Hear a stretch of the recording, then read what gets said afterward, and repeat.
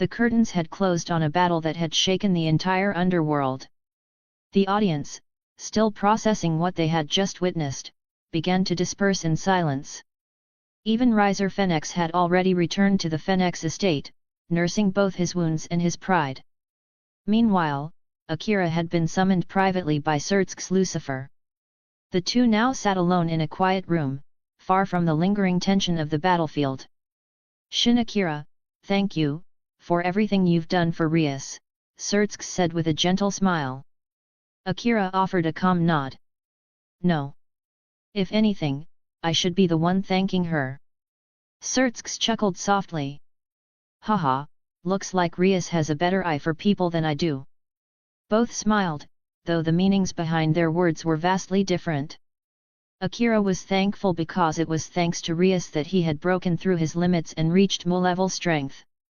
Surtsk, on the other hand, was grateful because Akira had fought with everything he had to protect his little sister. In every sense of the word, this raiding game had been a one-man stage for Shin Akira. With overwhelming force, he defeated Riser Phoenix. Not only that, he exploited a gap in the game's rules to force Riser into activating Nerva, his forbidden trump card. And all of it happened under the watchful eyes of nobles, devils, and major houses across the underworld. One thing became abundantly clear to everyone who watched: Rias Gremory had found a man far stronger, far more deserving than Riser Phoenix. This wasn't just some romantic rebellion arranged by House Gremory to annul an unwanted engagement. This was proof. Undeniable proof that Rias had chosen someone worthy of standing beside her. And truth be told, how the story was told, depended entirely on who held the power. Public opinion, after all, was a tool of the powerful. And Surtsk's Lucifer understood that better than anyone. Behind his calm smile was a quiet warning, a message directed at House Phoenix. Despite being one of the prestigious 72 pillars, the Phoenix family had grown greedy, entitled, even. With the mythical Phoenix Tears under their control, their influence extended to many corners of the underworld. They had supported the reformist faction during the Civil War and gained much in return. But instead of stopping there, they had continued to reach for more. Intelligence suggested that the family had begun illegal sales of Phoenix Tears on the black market. Worse still, there were whispers of their involvement with global-scale terrorist groups, even ties to the remnants of the old Mua faction. And Surtsk could not ignore that. Though the new Mua faction had won the civil war, it didn't mean the old faction had been completely wiped out. Many of their supporters still operated in secret, hiding among the noble houses. A full purge would destabilize the fragile peace between the three factions. That's why, for now, they were simply watched. But make no mistake, the old Mu loyalists hadn't given up. They were waiting, plotting, dreaming of restoring their long-lost era. Surtsk knew this. And now that his authority and that of his fellow Mu had solidified, eliminating threats to the current order had become a top priority. "That's actually the reason I called you here today," Surtsk finally said. "There's something important I need to ask of you." "I'm listening," Akira replied. "I want you to protect Rias." "Hey? What do you mean by that?" Akira raised an eyebrow, clearly caught off guard. "Rias is my sister. Even though I'm one of the Mu, there are plenty out there who'd love to see me fall. And they might try to go after her to get to me." Akira slowly nodded. "I see. In that case, you don't need to worry. I'll keep her safe. Always. Thank you. That's all I needed to hear." Surtsk smiled, but his crimson eyes never left Akira's face. He could tell Akira had already realized the full weight behind those words. The old Mua faction wasn't acting alone anymore. They had started collaborating with the Chaos Brigade. And worst of all, they were now backed by the power of Ouroboros dragon, Ophis herself. Everything was building toward a storm. And Surtsk, ever the tactician, had sensed the approaching tempest long before anyone else. After that, the mood between the two relaxed. Their conversation drifted to lighter topics, mundane things, small talk until eventually, they parted ways. Later that evening, back at the Gremory residence.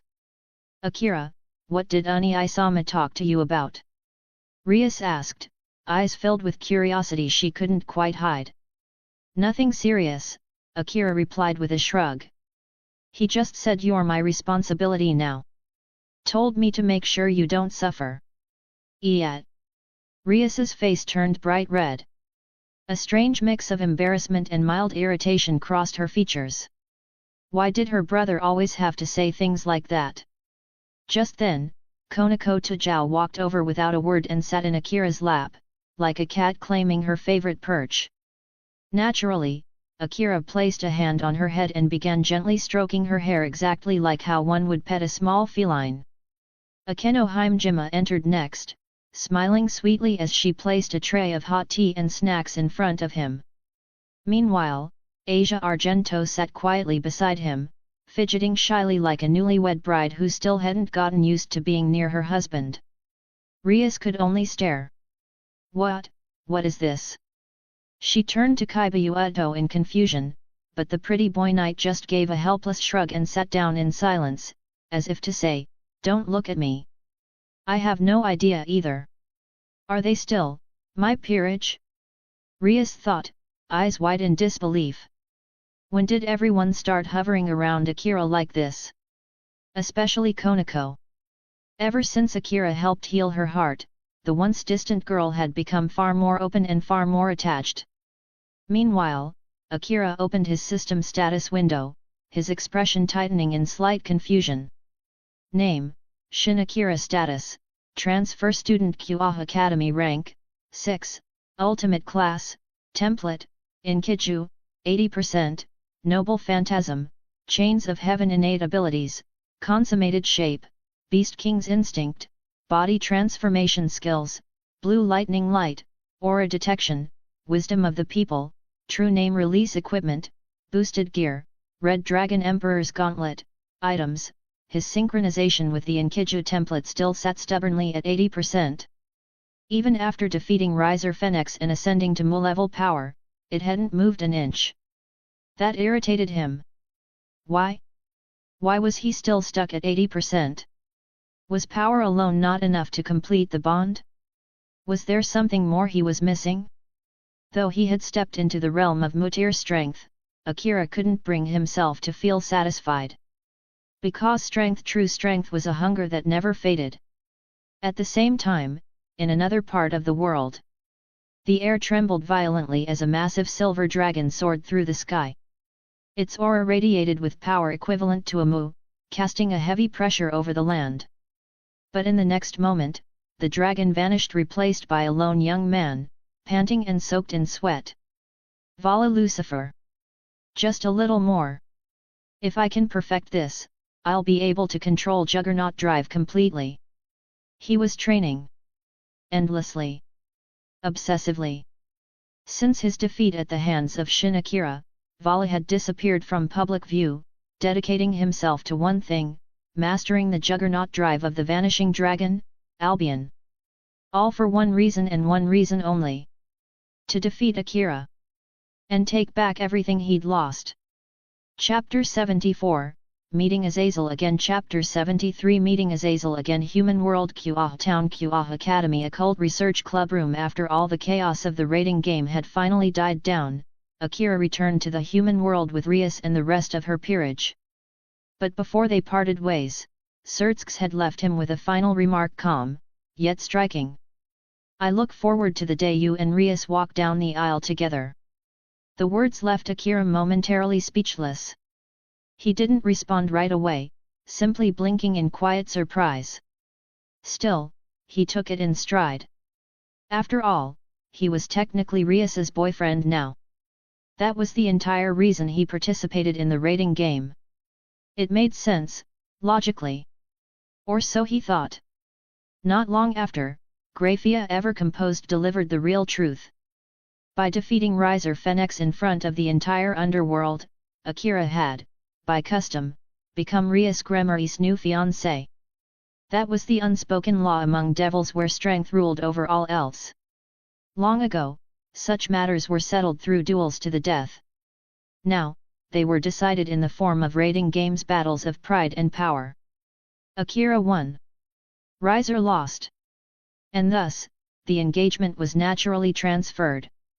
In other words, Shin Akira was now officially the prospective son-in-law of House Gremory.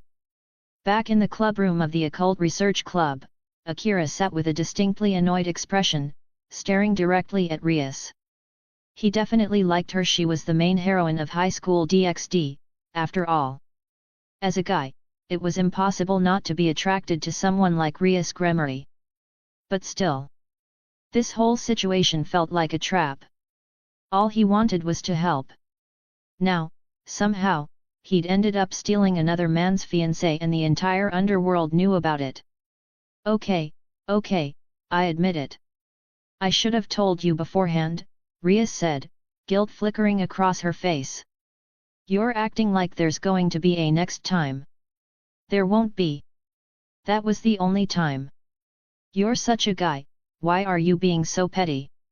Akira sighed, exasperated. You've got a point. I'm not exactly losing out. If I marry you, then Akeno, Konako, and Asia come as a package deal.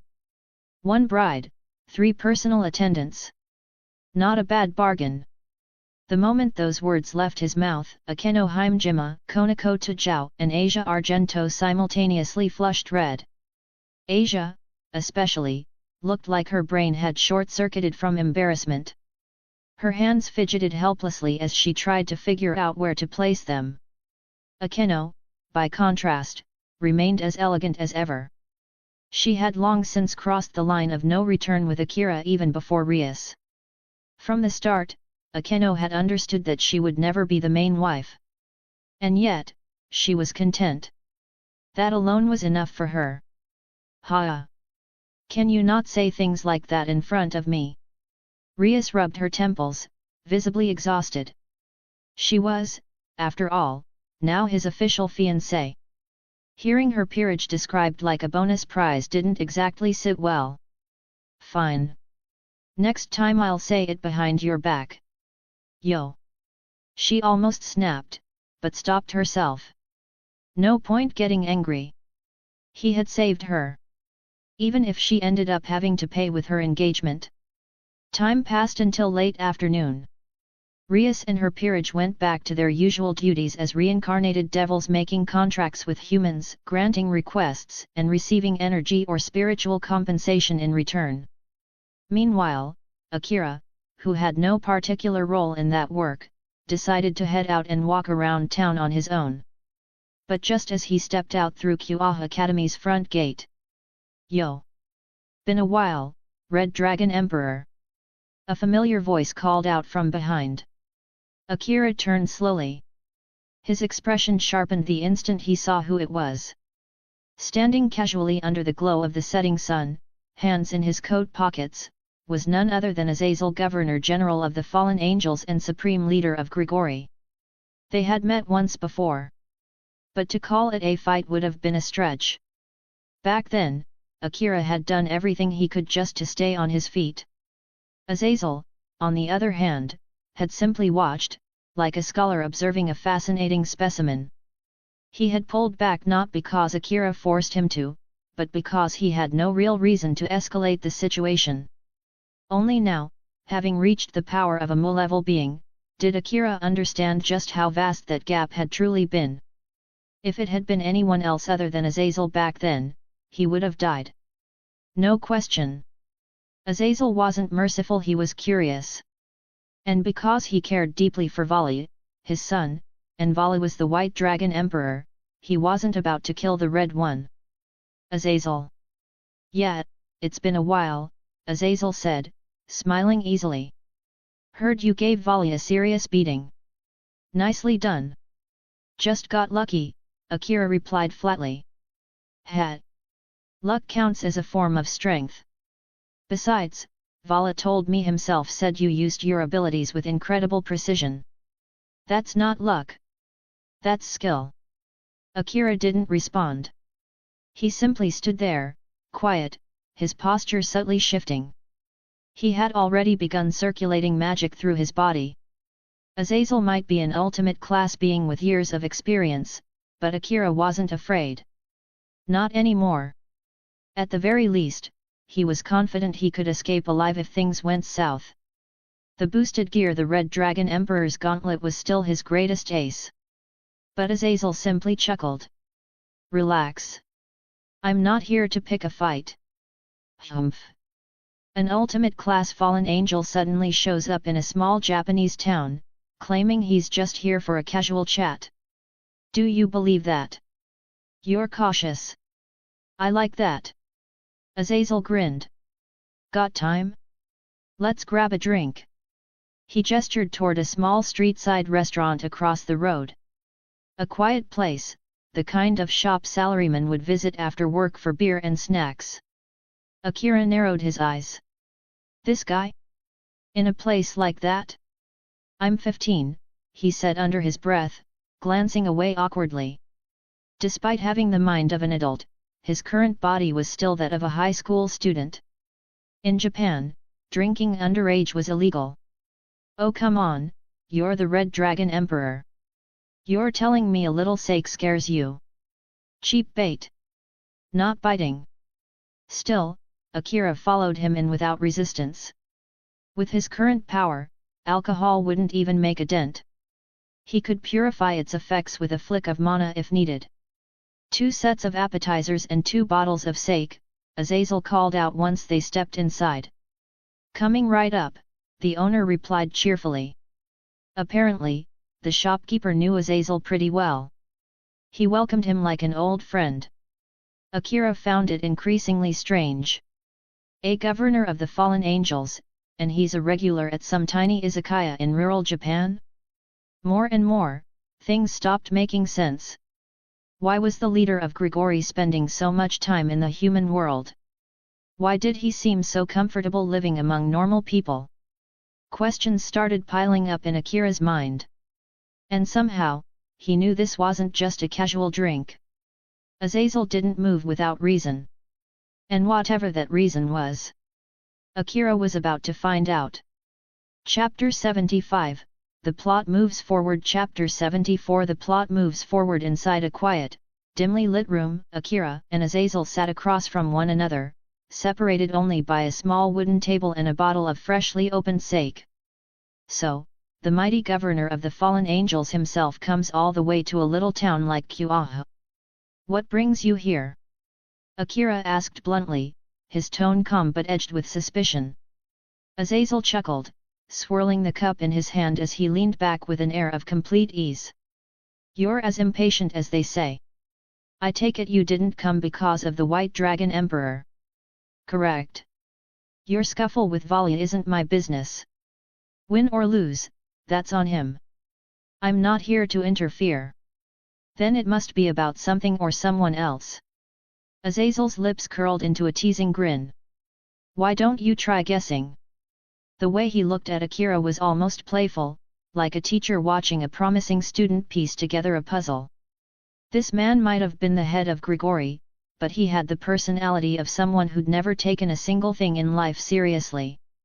You came because of Akeno, didn't you? Azazel froze for a moment, just a heartbeat, but that flicker of hesitation was enough. His smirk slowly shifted into something more somber. So she's told you everything already? That was all Akira needed to confirm it. Azazel had come to Kuoh because of Himejima Akeno. Back when tragedy struck the Himejima clan, it was Azazel who had pulled Burakil Akeno's father away to deal with a critical mission. He never expected that decision to leave an opening for enemy on Miyagi to strike. Ever since, Azazel had carried the guilt. He didn't say it aloud, but anyone who truly knew him could tell Azazel saw Akeno like a niece. He'd visited Kuoh numerous times before, always from the shadows, just to make sure she was okay. And he was also the only one Burakil ever trusted to pass along updates. Akeno had never forgiven her father. Her hatred was deep, and for good reason. And so, Azazel had acted as the sole bridge between them. It's all in the past now, Akira muttered. She's beginning to let go of that pain, just a little. Love really is a mysterious thing, Azazel said with a mischievous shrug. Ha! And to think you'd be the one to melt her heart. So what's your real reason for coming this time? No big reason. Just wanted to meet the current Red Dragon Emperor you. Azazel's gaze shifted to the window, where the golden evening sunlight poured through. As for Akeno, I've got no right to meddle in her life. I just wanted to see her face, even if only from afar.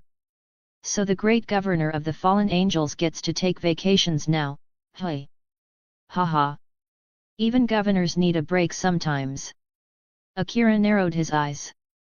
For someone with so much power and responsibility, Azazel acted more like a bored professor than the leader of a faction that once waged war against heaven itself. In the original story, Azazel eventually stepped down from his position and joined Kuoh Academy as a teacher, acting as an advisor for the Occult Research Club. Even knowing that, seeing it firsthand like this made it all feel strange, almost too casual. Here's your order, sake and side dishes, said the waitress, gently placing the food and drinks on the table before bowing politely and stepping away. Ah, finally. Thanks, Azazel said, pouring himself another glass with an easy smile. You really are something else, Akira muttered, watching the man down his sake like a regular office worker blowing off steam. This place has great food, by the way. You should try it. Akira said nothing. The contrast between Azazel's reputation and his current behavior was just surreal.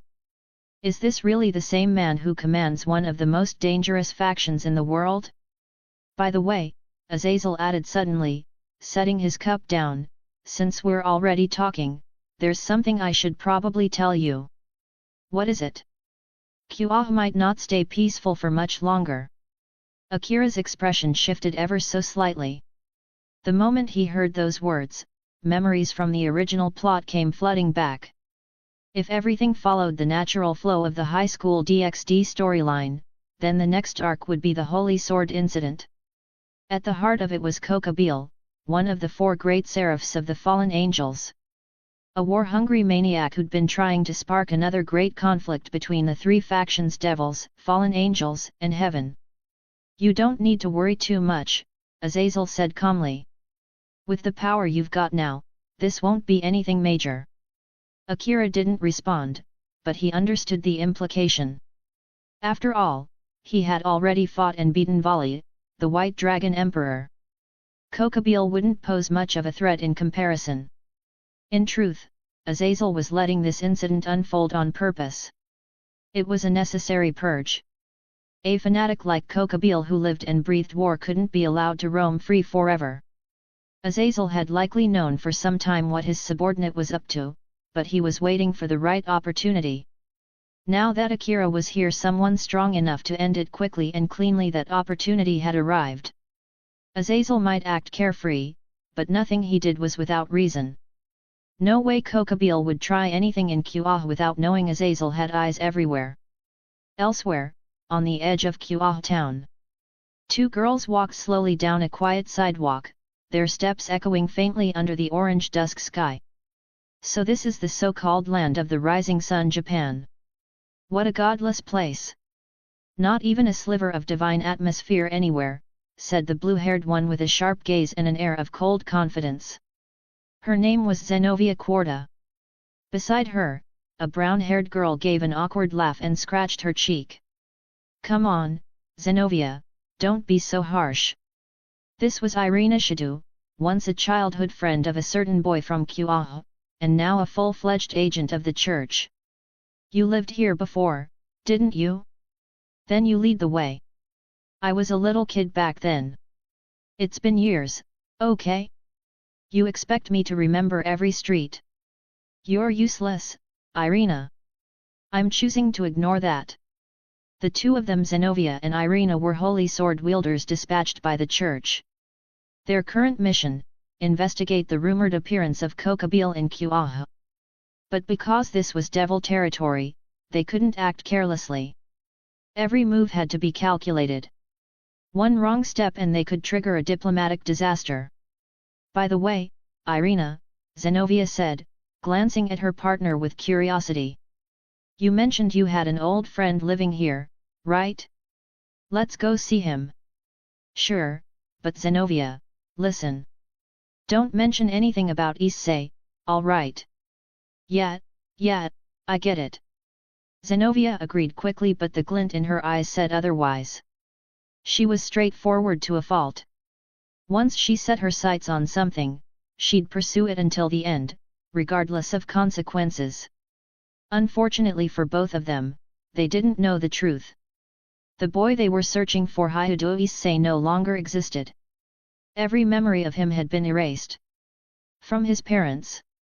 From his friends. Even the very world system itself had scrubbed him from reality.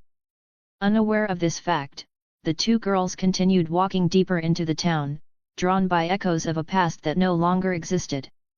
As they passed shops and homes, they marveled at the vibrant lifestyle of modern Japan.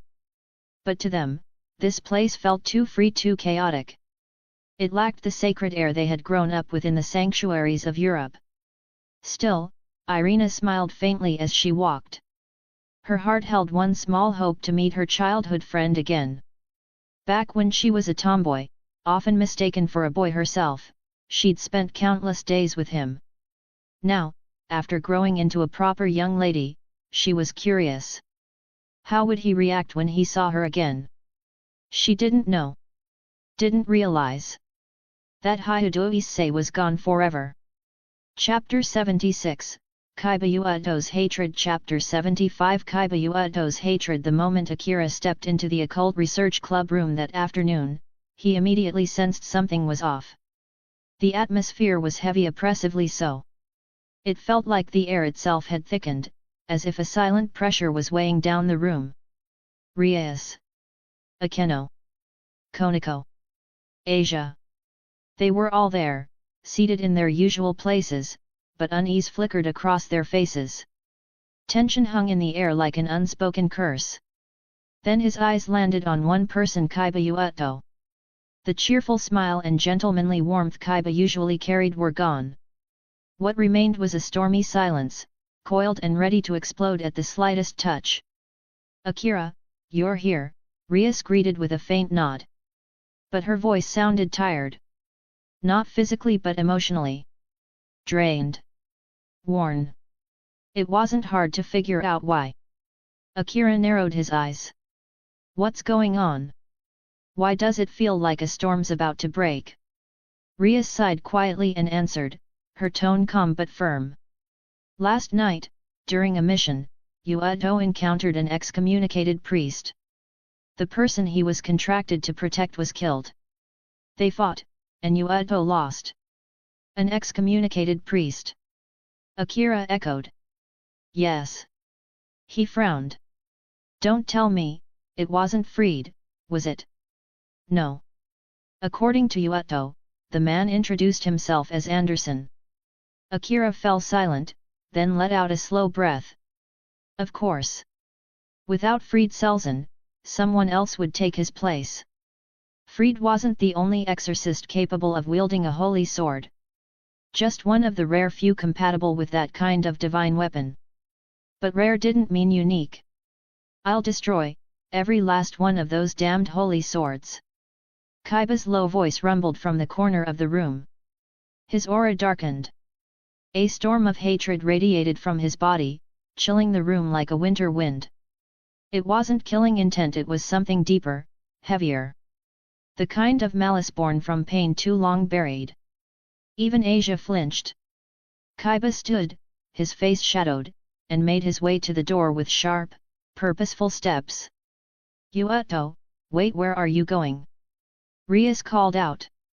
To do what I should have done a long time ago. I finally remember why I'm still alive. Calm down, don't stop me, Bucku, Chiba cut her off sharply. That silenced her. The look in his eyes filled with fire and cold determination left no room for argument. She could only watch helplessly as he stepped out of the room, the heavy door shutting behind him with a dull click. Silence followed. Tense and suffocating. Akira crossed his arms and let out a tired sigh. Why does every member of your peerage act like they're carrying the weight of the world? Rias blinked. Akeno and Konako just barely got past their issues, Akira continued, casually throwing a glance their way. Now the last guy decides to go full brooding Avenger mode. Akeno and Konako both gave him sharp looks. Clearly, they didn't appreciate the sarcasm. Rias massaged her temples. Akira, I hate to ask, but, can we count on your help again? No. Rias blinked again. He's not a busty Oni-san or a cute loli. Not my type, Akira added with a flat tone. Hey ah. All Rias could do was sigh. As blunt as Akira was, he wasn't wrong. Her peerage was made up of emotionally scarred misfits. And that didn't even include her other bishop, the one still sealed away.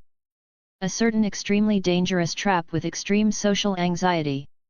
Even Rias didn't know how to deal with that one yet. Suddenly, Konako tugged gently at Akira's sleeve. What is it, Konako-chan? Kaiba-senpai is a good person, she said softly. He always helps me. He's kind. So you want me to talk to him? Konako gave a small nod. To her, Akira wasn't just a comrade. He was more like a life mentor, a max-level cheat character who had helped her accept her true nature as a Nikomata and master her Yuki. Not just Konako. Akeno, too, turned her gaze toward Akira with quiet hope. She, too, had been saved by him, helped to accept the fallen angel blood that ran in her veins. If it had only been Konako asking, Akira might have refused. But with Akeno joining in, he couldn't turn them down. After all, Akeno was special. His first. His love. The person who held an irreplaceable place in his heart. Fine. I'll try, he said, exhaling. But don't expect miracles. I'm not making any promises. We'll leave it to you, Rias replied, a faint smile on her lips. They all conveniently ignored the second half of his sentence. Akira turned and left the room, the door shutting quietly behind him. He closed his eyes for a moment, then released a small pulse of aura detection. Just as he thought, Kaiba had already passed the main building and was nearing the academy gates. Fast and determined. He wasn't wandering aimlessly, he was heading straight for trouble. Last night, Azazel had also arrived in Kuoh. And now an excommunicated priest wielding a holy sword just happened to appear in town? No such thing as coincidence. Akira began piecing together the threads. Azazel hadn't come just for Akeno. He'd come because someone dangerous was moving behind the scenes. Kokabeel. One of the 4 great seraphs of the fallen angels. A lunatic obsessed with restarting the Great War. After the original heaven fell and both God and the Formua perished, the war technically ended, but Kokabeel never accepted that outcome. He believed the fallen angels could have won outright if they had kept pushing. That retreating was cowardice. Azazel, once an archangel, now leader of the Grigori, chose peace. He prevented the Grigori from waging another war. Focused on recovery. Diplomacy. But Kokabeel? He wanted fire. Blood. Destruction. And now, it looked like he was finally making his move. Akira arrived at the front gate of Kuoh Academy just as Kaiba was about to leave. Where are you going? Kaiba turned at the familiar voice. Akira. The two of them stood face to face in the fading afternoon light. Kaiba already knew why he was here. Akira had helped Konako confront her past. Had helped Akeno embrace her identity. Now it was Kaiba's turn. He looked at the other boy. There was respect in his eyes, even admiration. Akira helped people not for fame, not for power, but because he chose to. Let's talk, Kaiba Yuto. I don't have time, I wasn't asking. Akira's words cut like a blade. It wasn't a suggestion. It was an order. A presence so overwhelming that even Kaiba, despite his current rage, froze in place. He could feel it. He couldn't win. He couldn't even argue. Fine, Kaiba muttered, finally stepping back. No excuses. No resistance. He followed. Because deep down, he knew he needed help. Chapter 77, Chiba Ueto's Compromise. Chapter 76, Chiba Ueto's Compromise. They didn't go anywhere far. Just the two of them. Akira and Chiba Ueto stood atop the rooftop of Kuoh Academy, where the wind carried a faint chill, even in daylight. Akira stood near the edge, gazing out across the school grounds with his usual sharp, composed eyes. The world below looked peaceful, quiet. But he knew that peace was fragile, always one heartbeat away from crumbling. Behind him, Chiba remained silent. You're one of the few survivors of the church's Holy Sword project, aren't you? Yet. There was no surprise in Chiba's voice. He didn't ask how Akira knew. If someone like Akira had taken the trouble to come looking for him personally, then knowing his past wasn't all that strange. I don't know what exactly happened last night, but seeing the way you've changed overnight, I'm guessing it stirred up the hatred you've been suppressing all this time. You're not wrong. Chiba's answer was low. Tightly controlled. Because of that project, your past turned into a nightmare. And now you carry that hatred for holy swords deep in your soul, but honestly. Akira turned to look at him, calm as ever. I think that hatred's kind of foolish. What did you say? Chiba's eyes widened. Those words, it wasn't just what Akira said, but the tone. Cold. Dismissive. Almost like mocking. It felt like a slap in the face. For Chiba, that hatred was more than just emotion, it was the foundation of his resolve. The source of his vengeance. Something sacred, in its own twisted way. You do know what happened to me, don't you? Chiba's voice grew sharper. That project, it was hell. They turned us into test subjects. Children. I know, Akira replied flatly. The Holy Sword Project was originally created to select and refine candidates compatible with wielding holy swords. But because of the greed and ambition of a few people, it turned into a massacre. Akira's eyes met his. So yes, it's tragic. I understand why you'd hate it. But what I don't get is why you direct that hatred at the swords themselves. They're the reason it all happened. It's because of those swords. No, Akira cut him off calmly. It's because of the people who abused them. You're blaming a weapon, instead of the ones who wielded it. That's what makes it foolish. Chiba's breath hitched. It wasn't that he didn't understand. It was that he didn't want to understand. Because once he did, he'd have to confront things he'd buried long ago. Tell me, Chiba. If you hate holy swords so much you want to destroy them, then why not aim your hatred at the ones who created the project? The ones who turned you into a lab rat? Why blame the swords, not the people? Whether it's the creators or the swords. I won't forgive either of them. His voice was quiet but absolute. That wasn't just talk. It was a conviction forged through suffering. Chiba had survived hell. He had escaped, barely alive, from that twisted experiment. And by pure chance or perhaps fate he was found by Rias Gremory. She gave him a second chance at life. Reincarnated him as a devil. Made him her knight. But back then, he was just a child. He didn't have the power to get revenge. He didn't even know who to blame. So he did the only thing he could. He hated. He hated the symbol of everything he lost, the holy swords. They say 3 holy swords were recently stolen from the Vatican, Akira said suddenly. Chiba looked up. Stolen? Yet. The thief was one of the top brass of the Grigori. A watcher of the children of God. The fallen angels, stole holy swords.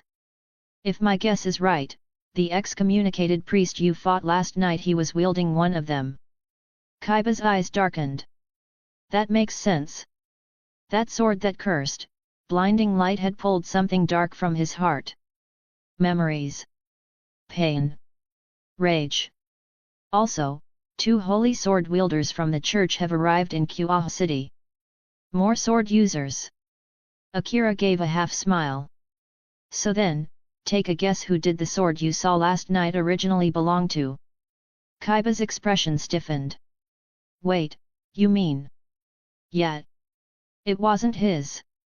Akira turned back toward the edge of the rooftop, arms crossed casually. One of the top cotters of the fallen angels is in this city. His name is Kuoh. In the scriptures, he's known as a former archangel, one obsessed with war and domination. Chiba's eyes narrowed. And what does that have to do with me? He sounded detached, almost cold. Whatever this Kuoh guy wanted, it wasn't Chiba's concern. Not compared to his own vendetta. But Akira didn't flinch. Kuoh didn't come alone. There's someone with him. Someone you probably know. Valper Galilei. Chiba froze. The color drained from his face, only to return moments later burning red with rage. The ground trembled slightly. Several demonic swords erupted from the floor around him, humming with unstable energy. The killing intent he gave off was suffocating. If Valper Galilei had stood before him right now, he'd already be dead. That name. It's not one I could ever forget, Chiba growled. Valper Galilei, Akira confirmed. The architect behind the Holy Sword Project.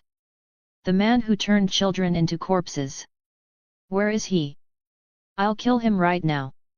Chiba's voice exploded with fury, and the magical energy around him surged violently. Akira narrowed his eyes. The air trembled. Chiba's demonic power was spinning out of control. If left unchecked, he would lose himself and become a full-blown stray devil. Calm down. Akira commanded. And then, pressure, a wave of raw, suffocating force crashed down from Akira's body. It was the aura of a Devil King class being. The kind of presence that could crush most devils with sheer will alone.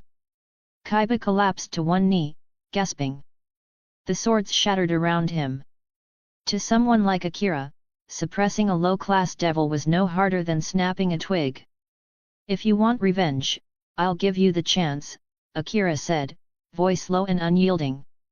But if you let yourself be consumed by rage, if you lose control and fall into darkness, I'll end you myself. In Rias Gremari's name. His words weren't a threat. They were a promise. Chiba's aura slowly stabilized. His breaths came slower. His heartbeat calmed.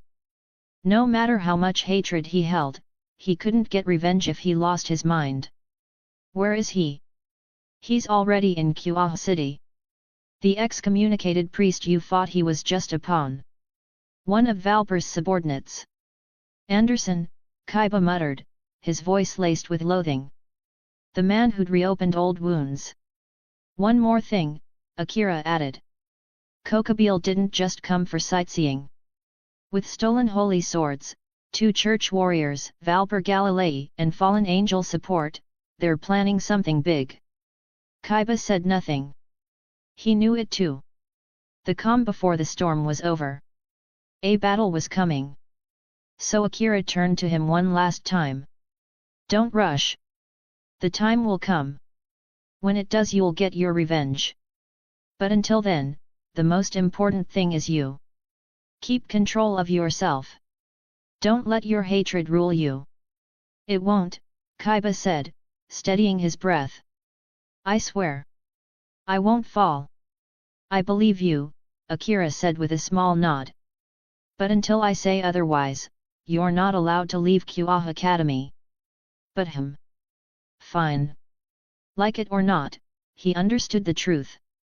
Right now, the best thing he could do, was wait. A sword is only useful if the hand that wields it is steady. And Chiba Uedo was sharpening his edge for the war to come. Chapter 78, The Arrival of the Holy Sword Wielders. Chapter 77, The Arrival of the Holy Sword Wielders. When Akira and Chiba Uedo returned to the Occult Research Club room, they weren't expecting company. Waiting for them were 2 uninvited guests, both clad in white battle gear, both exuding divine pressure. They were none other than the 2 holy sword wielders dispatched to Kuoh City, Zenobia Quarta and Irina Shadu. But despite their holy mission, the atmosphere inside the room felt anything but peaceful. Who are you? Zenobia asked sharply, narrowing her eyes. As a natural-born holy sword wielder, her spiritual perception was razor-sharp. She could sense faint traces of demonic energy clinging to Akira, but it was different. He wasn't a devil. He was human. And who are you? Akira replied calmly, hands in his pockets. Zenobia Quarta. I represent the church. So it's really you. He muttered under his breath. Zenobia blinked. Wait, you know who I am? I've heard of you, Akira said matter-of-factly. Zenobia Quarta. The current holy sword wielder of the church, and more importantly a natural-born holy sword user. His words sent a ripple through the room. Everyone, Rias, Akeno, Konako, and even Chiba turned with wide eyes, but no one spoke of it. A natural-born holy sword user was exceedingly rare. Even among those with talent, most could only wield a holy sword with limited synchronization. But a true natural-born wielder? That was practically a myth. Zenobia frowned. Interesting. A human siding with devils knows quite a lot. Her voice was cold, cautious. Information about her status as a natural wielder was tightly guarded even within the church, only a handful were privy to it. For this young man, a stranger from the east, to know it so casually it was more than unsettling. Chiba, meanwhile, stood behind Akira, silent. His expression had darkened the moment the two girls entered. His eyes locked onto the holy swords they carried, and his clenched fists trembled with suppressed rage. But he held himself back. Not out of mercy but because of the man standing next to him. Akira may have looked relaxed, even kind, but Chiba knew better. This was the man who had once eradicated a stray devil without blinking. The one who humiliated Riser Fenix and left him broken. When Akira moved, it wasn't as a human. It was as a predator. You're here because of Kokabeel, right? Akira asked casually. Zenobia flinched. Even that you know. Let's not waste time, he said, voice turning cold. If it's just the two of you, going up against Kokabeel is suicide. Zenovia's brows furrowed. Are you underestimating us? No. Just stating facts. If you want to die on some foolish holy mission, go ahead. But you're just pawns being thrown away. Take that back. Her hand moved before the words even finished. With a sharp motion, Zenobia unsheathed her sword and in an instant, Durandal, the legendary holy sword of destruction, gleamed in her grasp. The atmosphere in the room shifted. The spiritual pressure it emitted was suffocating. Rias flared her demonic power. Akeno's hands crackled with divine lightning. Konako's aura sharpened as she channeled her Yuki, readying her senjutsu. Chiba summoned a demonic sword in an instant, his gaze never leaving Zenovia's blade. But the greatest pressure still came from Zenobia herself standing in the center of it all, Durandal pulsing with raw power. Beside her, Irina unsheathed her own sword Excalibur mimic and stepped forward. Her expression was uneasy, but she matched her partner's stance nonetheless. And yet, Akira, the target of all this killing intent, didn't even blink. Instead, he smiled. Take my words back? Why? His tone was calm. Provocative. Everything I said is true. Kokabeel is a fallen angel of Mu-class power. One of the few surviving executives from the Great War. His strength and experience alone put him leagues above either of you. I don't care if I'm no match. I won't back down. Rushing into certain death with nothing but stubborn pride isn't courage, it's idiocy. You bastard! Zenovia's voice trembled with fury. She wanted to swing Durandal right then and there. She could. But she didn't. Because somewhere deep down, she knew he wasn't bluffing. You're angry because I'm right, aren't you? Akira's voice cut through her like a knife. You talk about faith. but your actions are nothing more than blind recklessness. Shut up. Oh? And now you want to pick a fight with devils too? You've barely arrived and you're already turning your swords on everyone. Is the church seriously trying to start another war? You're human, Zenobia snapped. Not a devil. That's true, he admitted. But I'm also Rias Gremari's fiancé. Which makes me brother-in-law to Lucifer himself. Try to lay a finger on me, holy sword wielder, and let's see if the church is ready to go to war with the entire underworld. His voice was cool. Confident. Deadly. For a moment, it felt like time stopped. Zenobia grit her teeth hard enough to draw blood. She wanted to strike. Every part of her screamed to do it. But she couldn't. The cost would be too high. She glanced to her side and saw Rias, still standing by Akira's side. Not stopping him. Not denying anything. Her grip on Durandal tightened, then loosened. With a frustrated growl, she lowered the blade. Her glare stayed locked on Akira, filled with silent rage. Humph! If you're not going to fight, then just leave.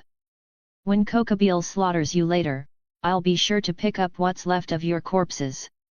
I don't need your pity. Even if I die, I'll return to God's side. Akira's expression soured. God again. You zealots never change. Blind devotion makes for poor decisions. Zenobia spun around with an angry huff, storming out of the room. Irina hesitated, clearly unsure about everything that just happened, but she gave a polite nod to Rias and hurried after her partner. Silence settled in their wake. Chiba hadn't moved during the entire confrontation. But his eyes had never left the blade in Zenobia's hands. The desire to destroy it burned hotter than ever. You held yourself back. Not bad, Akira murmured. Chiba gave a small nod. Yet. But his face remained unreadable.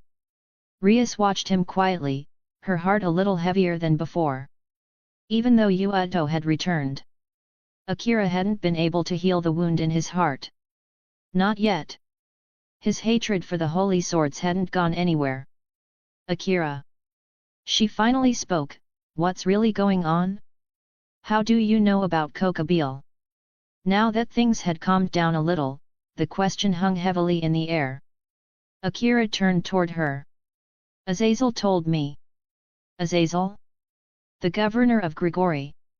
Everyone's head snapped toward him. That name was a bombshell in itself, not just because of who Azazel was, but the implications of him being here. And speaking to Akira. More importantly, the lack of conflict suggested, the conversation hadn't been hostile. Akeno, who had remained mostly silent, bit her lip. Azazel.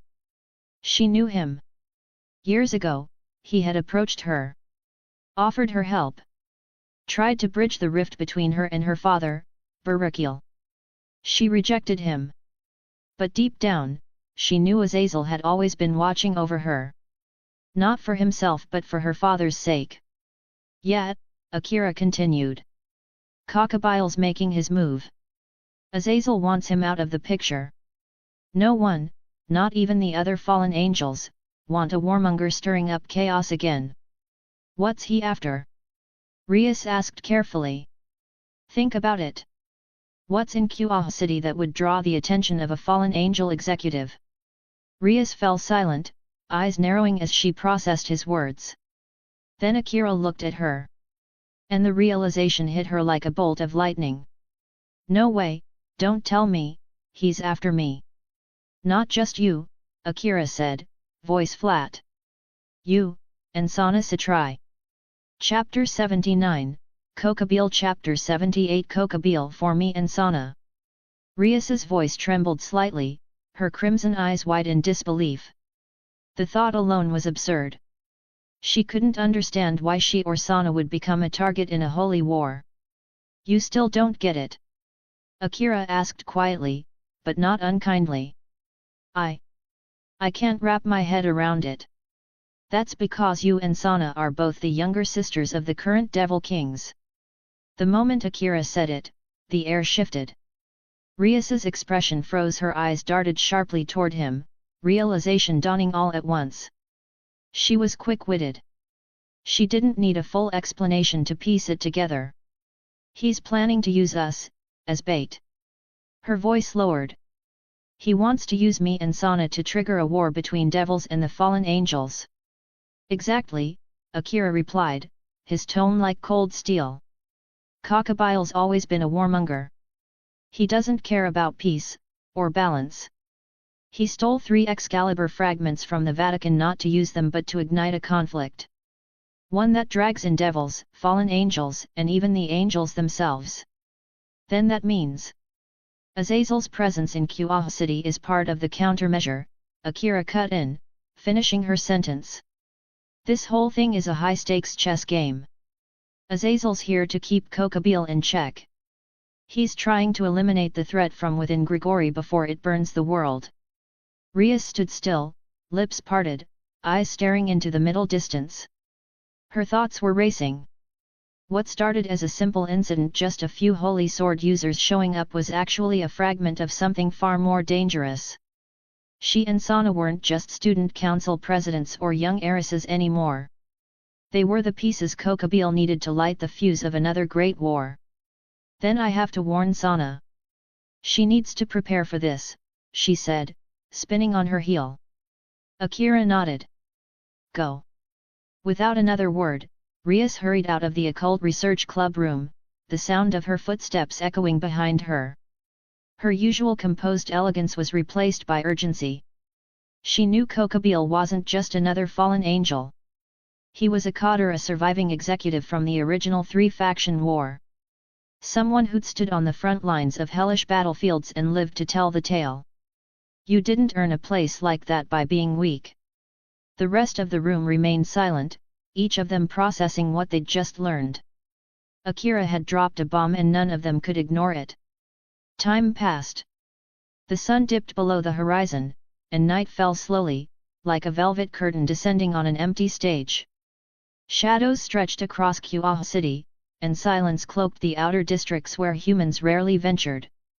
Places like these were often infested with stray devils. But for those with dark intentions, it was also the perfect place to vanish from the public eye. The last sliver of twilight disappeared.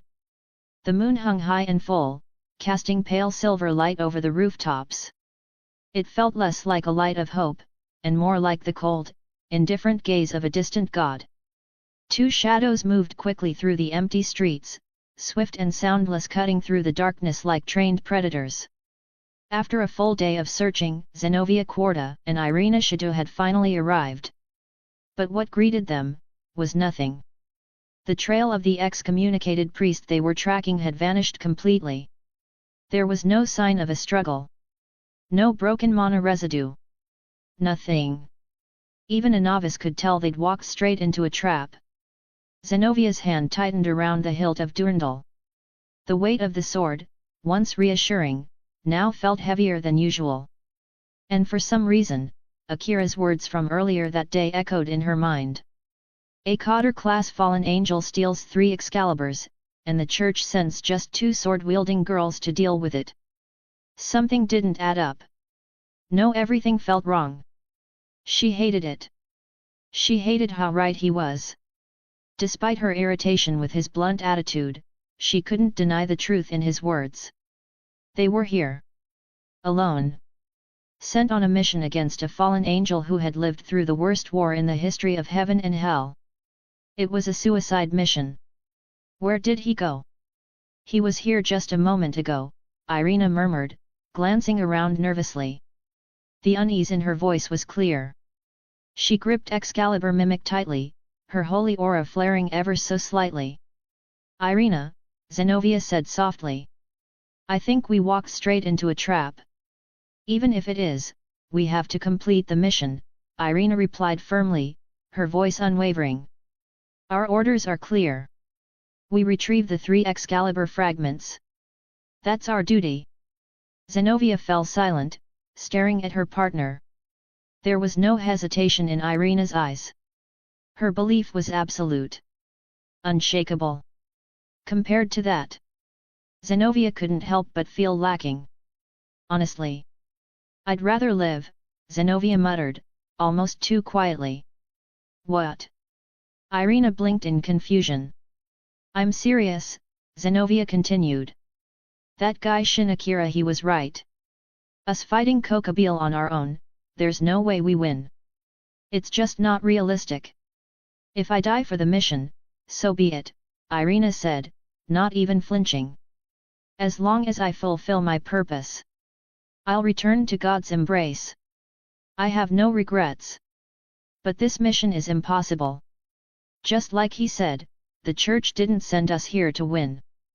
They sent us to be sacrificed. We are children of God, Irina replied calmly. If we die for him, that is our honor. Zenobia smiled weakly. My faith isn't as strong as yours.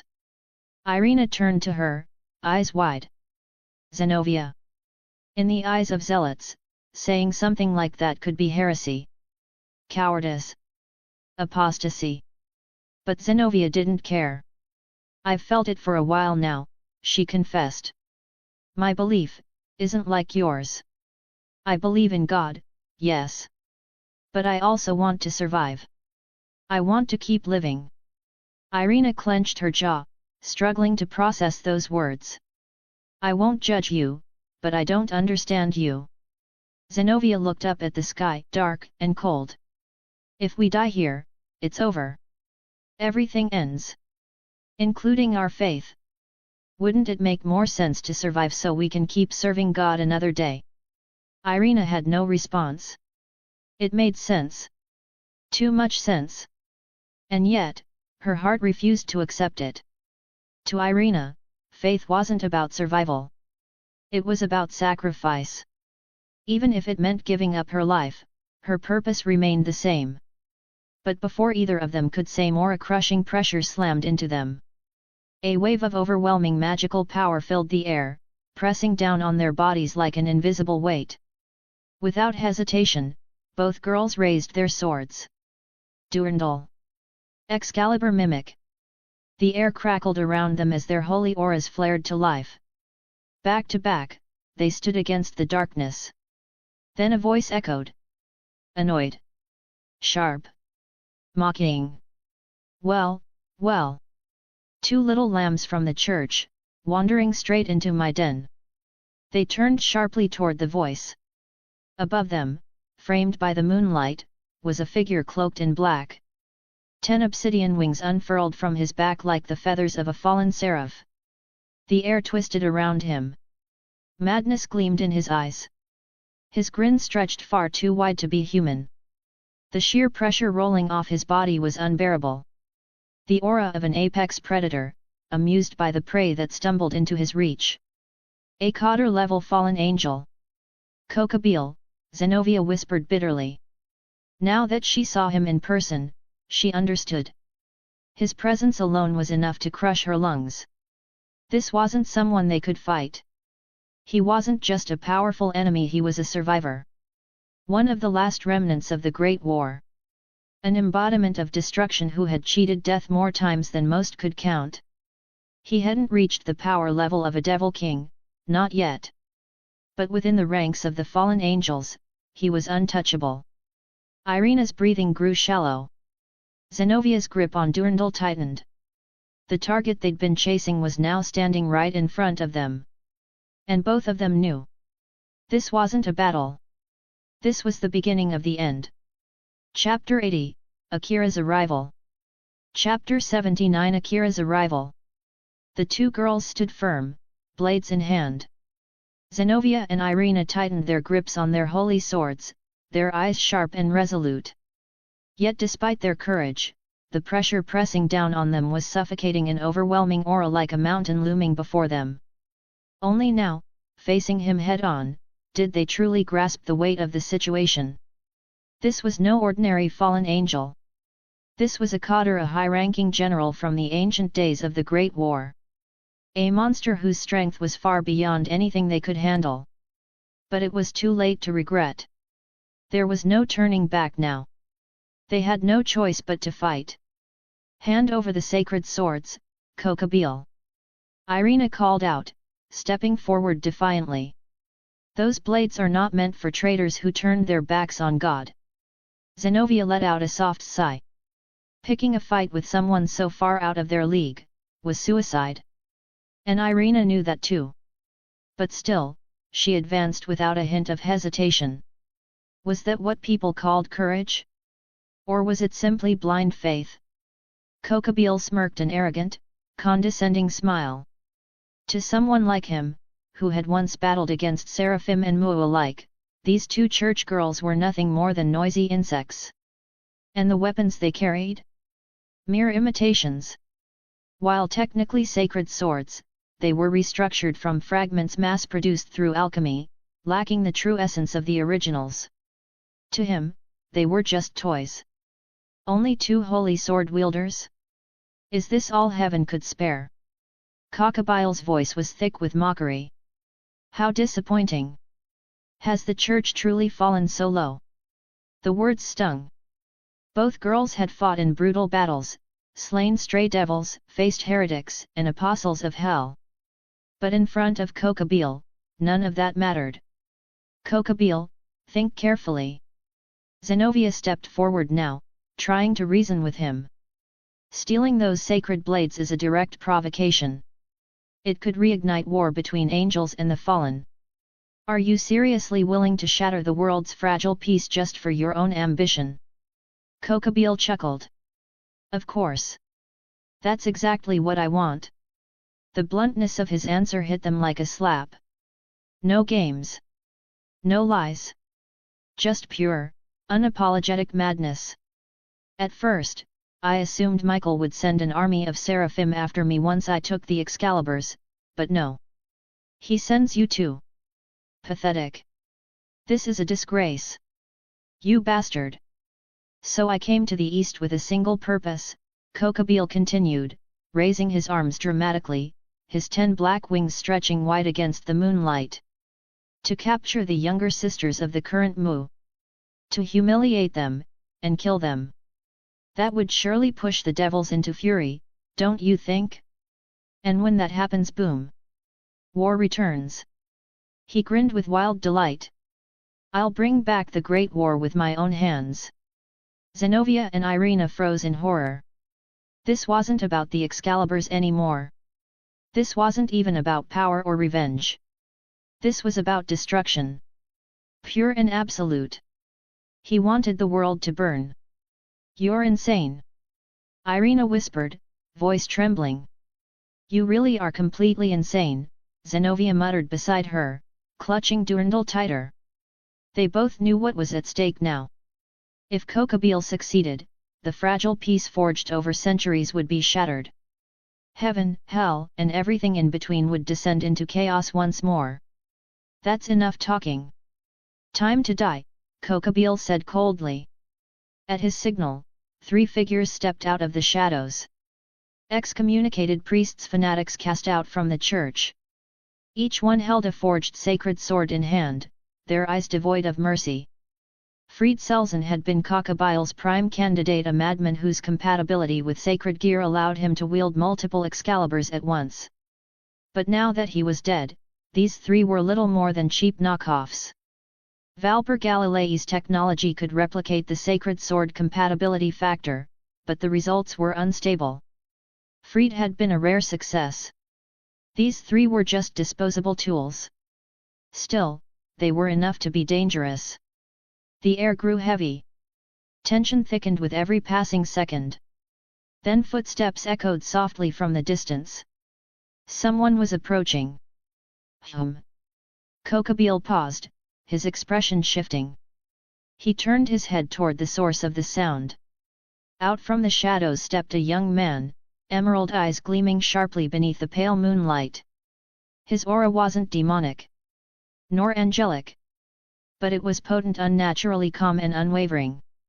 He walked forward without fear. I don't care about your war. I don't care about your stolen swords. That's not my problem, the boy said, voice low and controlled. But if you lay a hand on my fiancé, then you've crossed the line, Kokabeel. Fiancé? Kokabeel narrowed his eyes, confused. Who the hell are you? You don't know me, the boy asked with a faint smirk. You plan to harm her, but you don't even know my name. Who are you talking about? Rias Gremory. She's my fiancée. Kokabeel blinked. Then realization dawned. So you're the human who defeated the third son of the Phoenix family. That's me. Kokabeel grinned. Perfect. That means I don't need to look for Rias anymore. I'll use you to lure her out. You arrogant black-feathered bastard, the young man growled, his gaze sharpening like a blade. His name was Shin Akira, a human who once stood beneath the feet of beings like Azazel. Someone who had known what it meant to be powerless. But not anymore. Rias wasn't just a name on a marriage document. She was important to him. Someone he refused to let be hurt. And Kokabeel had just made that mistake. Behind Akira, a golden magic circle appeared. It shimmered in midair, responding to the rage brewing in his heart. Then chains burst out from the circle, snaking through the air with a divine glow. Chains of Heaven Enkidu. A chain-type sacred gear. Kokabeel raised an eyebrow. Now that's rare. 10 massive black wings flared behind him. With one powerful flap, he soared into the sky, dodging the incoming chains with swift, fluid movement. The golden tendrils whipped through the night, chasing after him with unrelenting speed, but he was quick, too quick.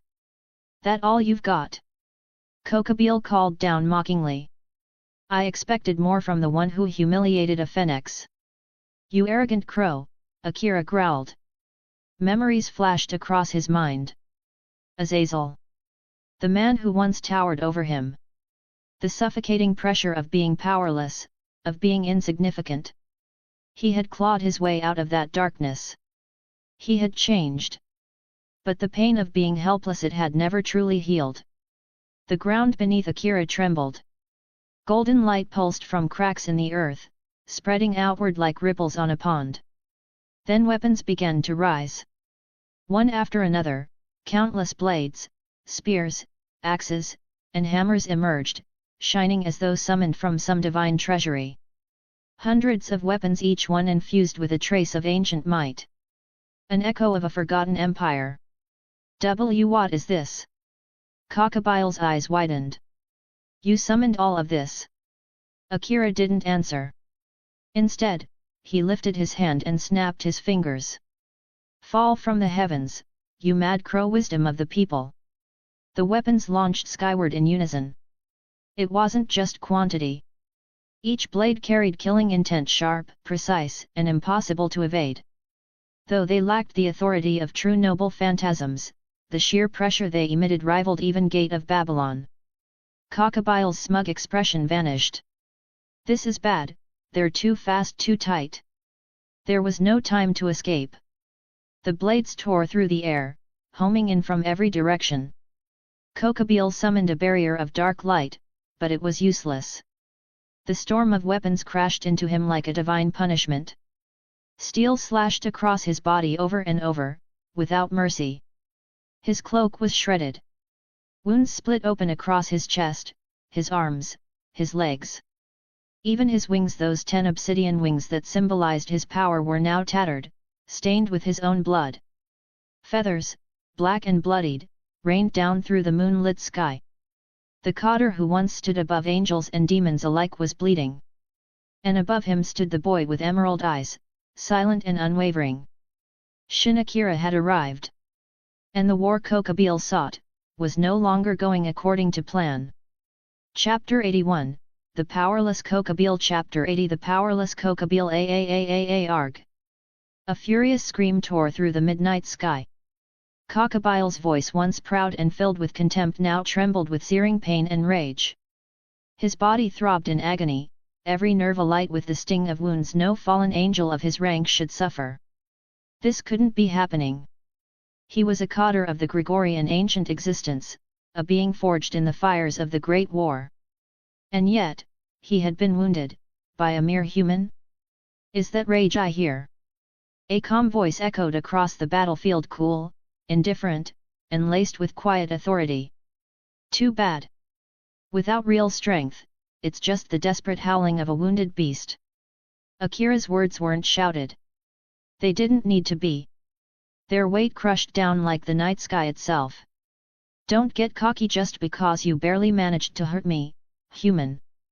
With a defiant roar, Kokobile unleashed a surge of magical power that swept across the area like a divine storm.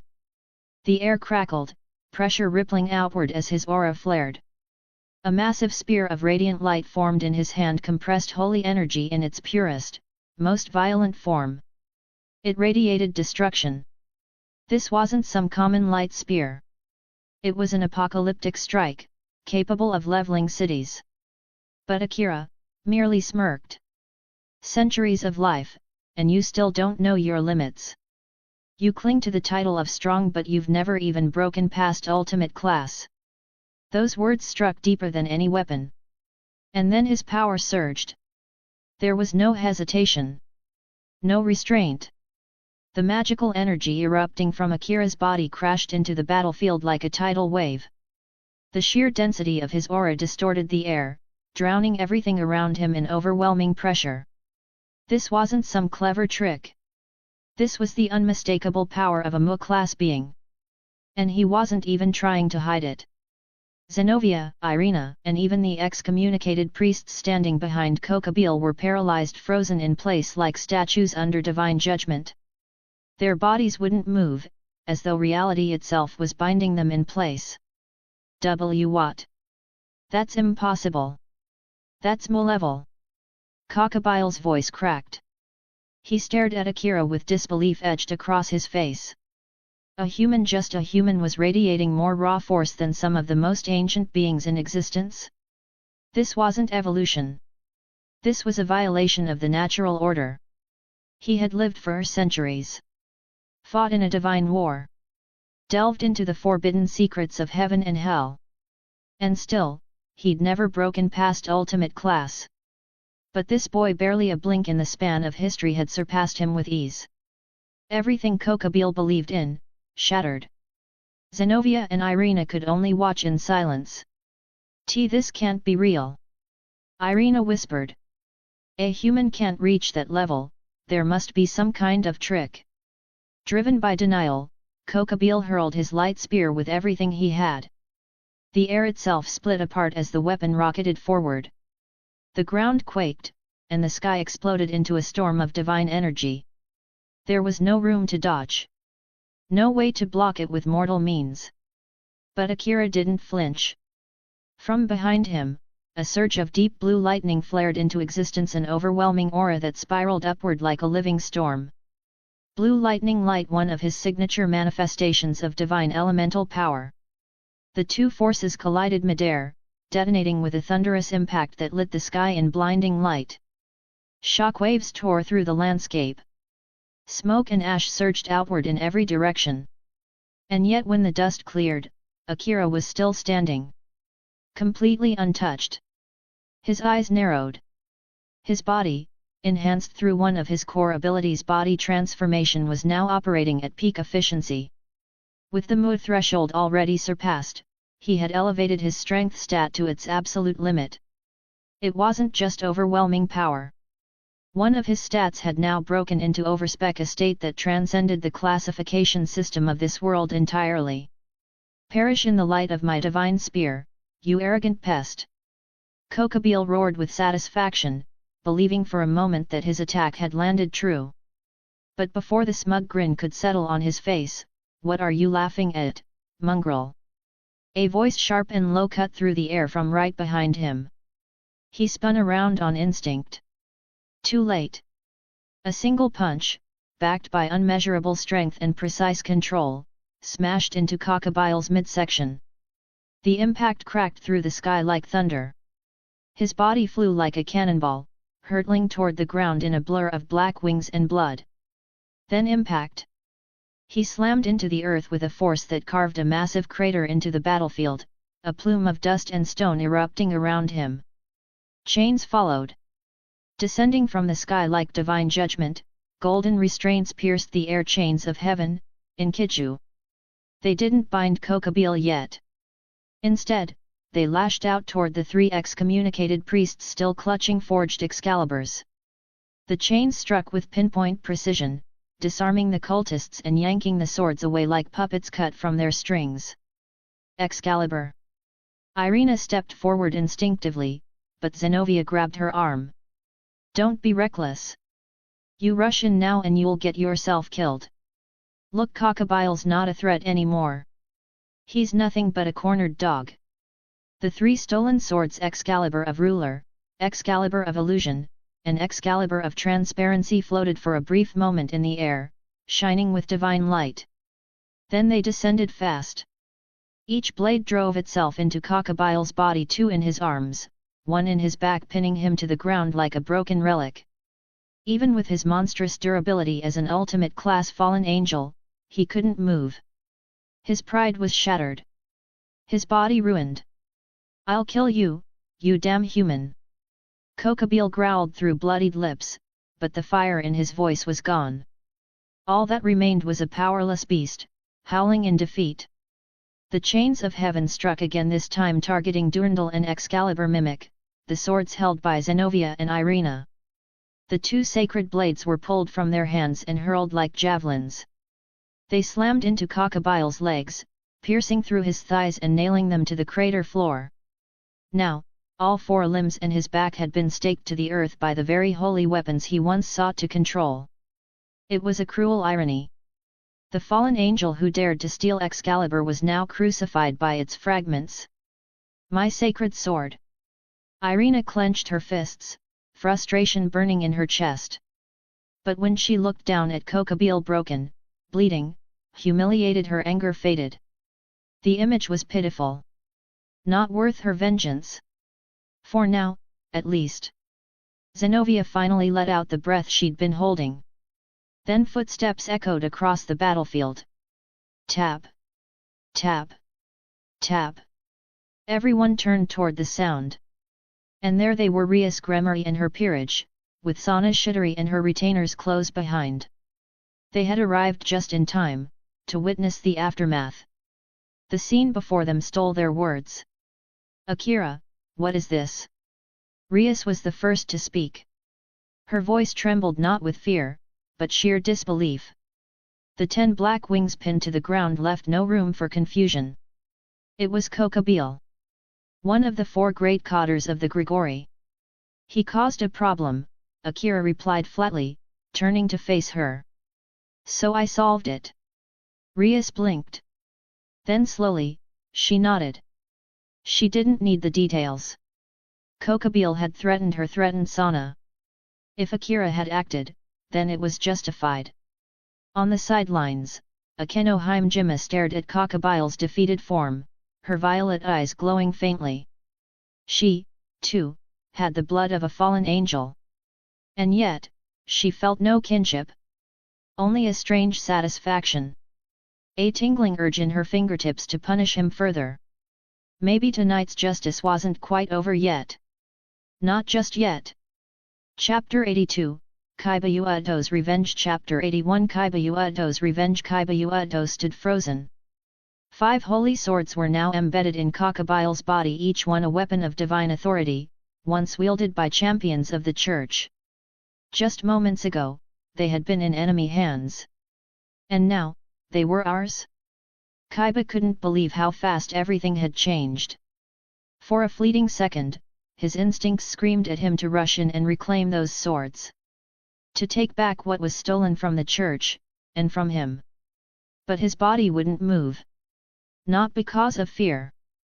But because of him, the one man standing atop Cockabille. Akira. That alone was reason enough for restraint. Is that all, Cockabille? Akira's voice was cold, almost bored. How disappointing. With one foot, he pressed Cockabille's face into the dirt. It wasn't meant to kill. It was humiliation, raw, deliberate, and absolute. Cockabille snarled, his body twitching as he tried to lash out, but Akira didn't even flinch. His boot dug deeper, silencing the fallen angel's fury. The onlookers held their breath. Even Chiba. Just a little ways off, 3 former priests, now nothing more than twisted shadows of their former selves, lay defeated. Chiba had handled them personally, cutting them down with the precision of a swordsman and the fury of a betrayed believer. Akira had left them alone. He'd known Chiba would come for them. And now, the loose ends were gone. "Your vengeance," Akira said, his tone low but steady. He pointed toward the darker edge of the ruins. "He's waiting over there." Chiba's eyes sharpened. He didn't need to ask who. "Thank you," he replied, voice hoarse with quiet resolve. He understood what Akira meant. During one of their past conversations, Akira had told him the truth: the one behind the holy sword experiments was in Kuoh. And now, without a single word of explanation, Chiba could feel it. He was here. Hidden in the shadows. Waiting like a rat. Chiba walked toward the darkness, his footsteps soft but purposeful. And then he saw him. Valper Galilei. The name tore from his throat like a scream of pure hatred, echoing through the night. The moment he locked eyes with that face, all the warmth vanished from Chiba's expression. His gentle, princely smile had disappeared. What replaced it was something dark. Something burning. Valper flinched. His plans had been unraveling from the moment Akira appeared.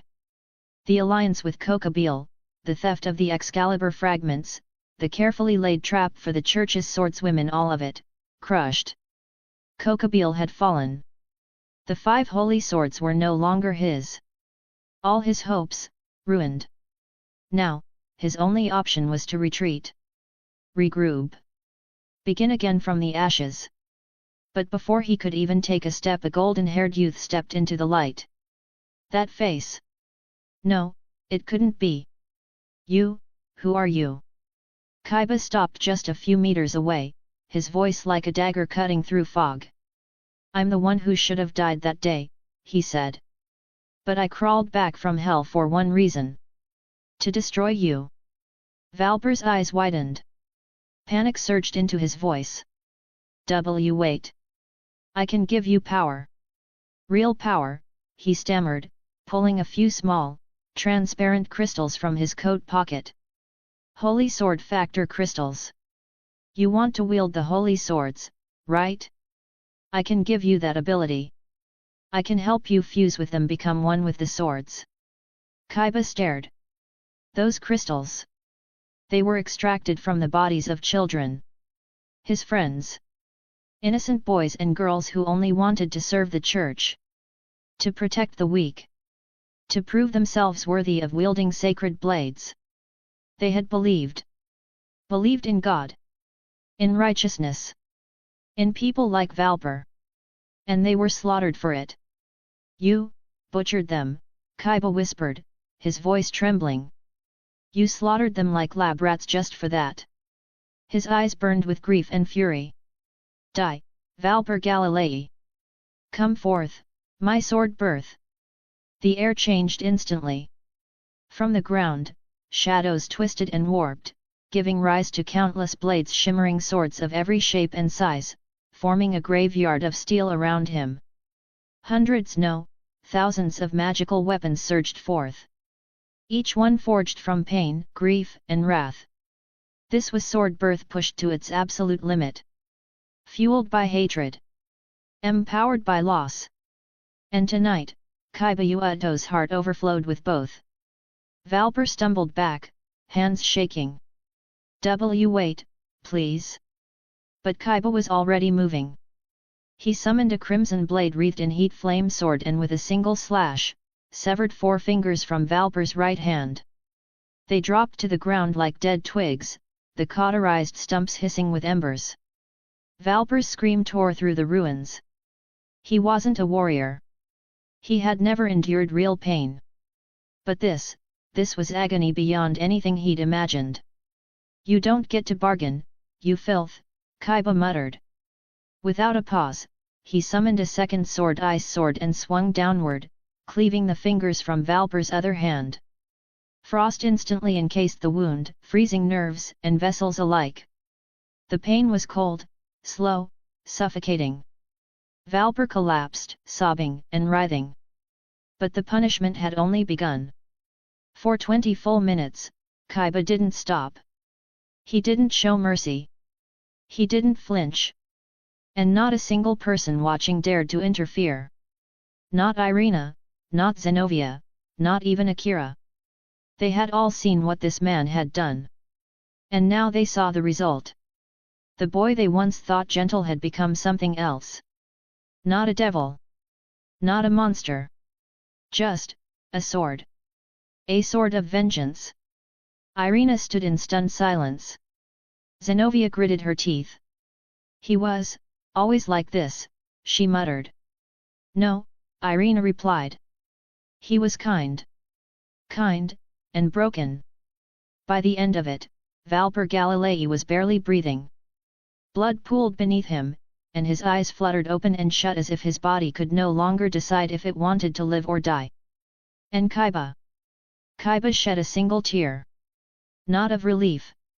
Not of satisfaction. Just emptiness. This is for them. With a final scream from the depths of his soul, Chiba raised one last blade and slashed. Valper's throat opened in a crimson spray. He convulsed once, twice, then fell still. Dead.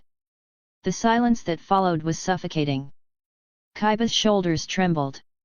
He didn't cry. Didn't scream again.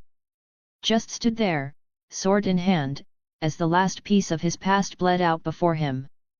They're gone. Even with my revenge, they're still gone. And then, without even noticing, one of his tears fell, landing softly on the shattered stone beneath his feet. It struck something small and shining. A single holy sword factor crystal. It glowed faintly. As if responding to the sorrow in his heart. Chapter 83, Birth of the Holy Demonic Sword. Chapter 82, Birth of the Holy Demonic Sword. A soft, pure white light shimmered across the battlefield like a snow lotus blooming under the cover of night. Gentle and radiant, it pierced the darkness, illuminating everything with a divine brilliance that seemed almost too sacred to exist in a world like this. Everyone stopped. Even amidst the lingering tension and broken silence, not a single person could move their gaze from the ethereal scene before them. And yet, among all the stunned witnesses, only one truly understood what was happening. Akira. Things had deviated far from the original plan. The chaos, the enemies, the betrayal, none of it was foreseen. But this was something more. Despite everything, Uedo Chiba had reached this moment. Perhaps it was fate. Perhaps it was divine providence. Maybe both. Around Chiba's trembling body, tiny orbs of light slowly appeared one after another, glowing softly like fireflies on a quiet night. He stared, eyes wide with disbelief. And then, those lights began to shift. They took shape. Not into monsters. Not weapons. But into children, boys and girls, all young, all familiar. Their presence felt holy. Pure. Not a trace of malice or darkness. Because they weren't just illusions. They were fragments of the holy sword factor, the crystallized remnants of souls who once held the potential to wield sacred swords. Everyone! Chiba collapsed to his knees. Tears spilled freely, unstoppable. They fell onto his uniform like rain, soaking through the fabric, warm and raw.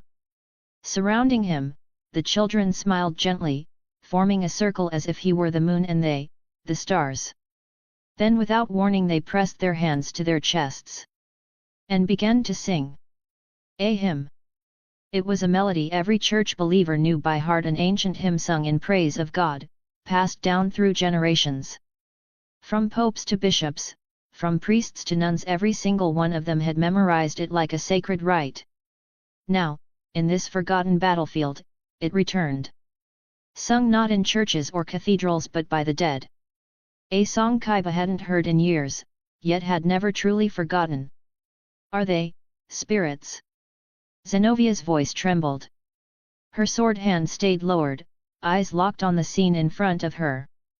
They looked like spirits, but something about them felt different. Not spirits, Akira replied softly, stepping beside her. "Then what are they?" she asked. "They're the last remnants of a dying wish," Akira answered. The emotional echo left behind in their final moments. "You could call them a manifestation of unfulfilled hope." "Hope?" Zenobia repeated under her breath.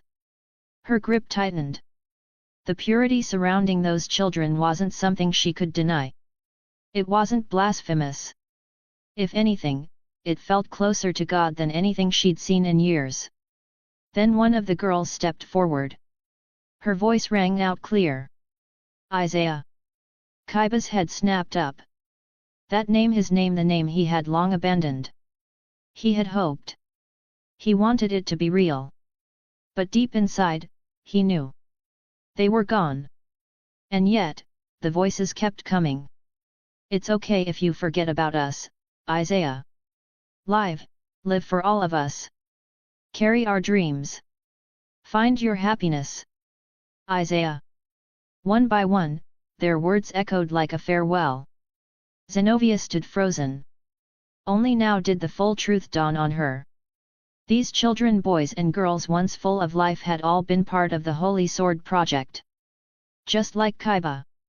But unlike him, they never escaped. They never got a second chance. Chiba was the sole survivor.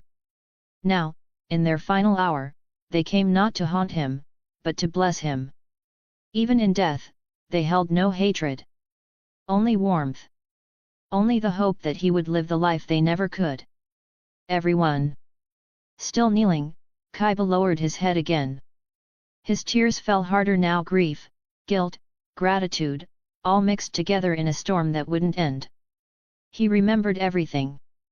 Back then, he had been the youngest in the group. The others had always looked after him. Protected him. Loved him. And even now, they were still protecting him. Then boom! A surge of power exploded into the air. The spiritual children, the emotional remnants of the fallen, rose with radiant light. And within that light, something inside Chiba snapped. His resolve ignited. His soul answered. Every emotion, anger, sorrow, gratitude, love fused together in a blinding surge of energy. The sacred gear embedded in his soul sword birth responded instantly. It had always been a tool of darkness. A cursed creation of demonic energy, forging blades born of hatred. But now, something new stirred within it. The holy sword factors, the very essence extracted from his fallen friends, sank into his body, becoming one with him. In the past, those factors had been torn from him. His compatibility stolen. But now, it returned. Not as a tool of war, but as a gift. A treasure, born of friendship, forged in sacrifice. The sacred gear began to evolve. Resonating. Changing. A sacred gear's potential was limitless. Even its creators could not predict what would happen when it fused with the deepest emotions of the human heart. And now something impossible was happening. From within the devil's sword, a holy sword was being born. Holy and demonic. Light and darkness. Chiba's hands trembled. Then sword birth. In his right hand, a sword of darkness took form. A demonic blade, sharp, sleek, and humming with power.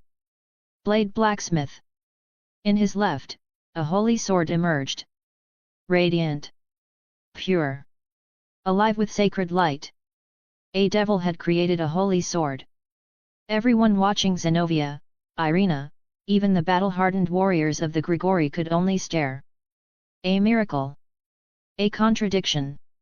A phenomenon that defied every known law of magic, faith, and science.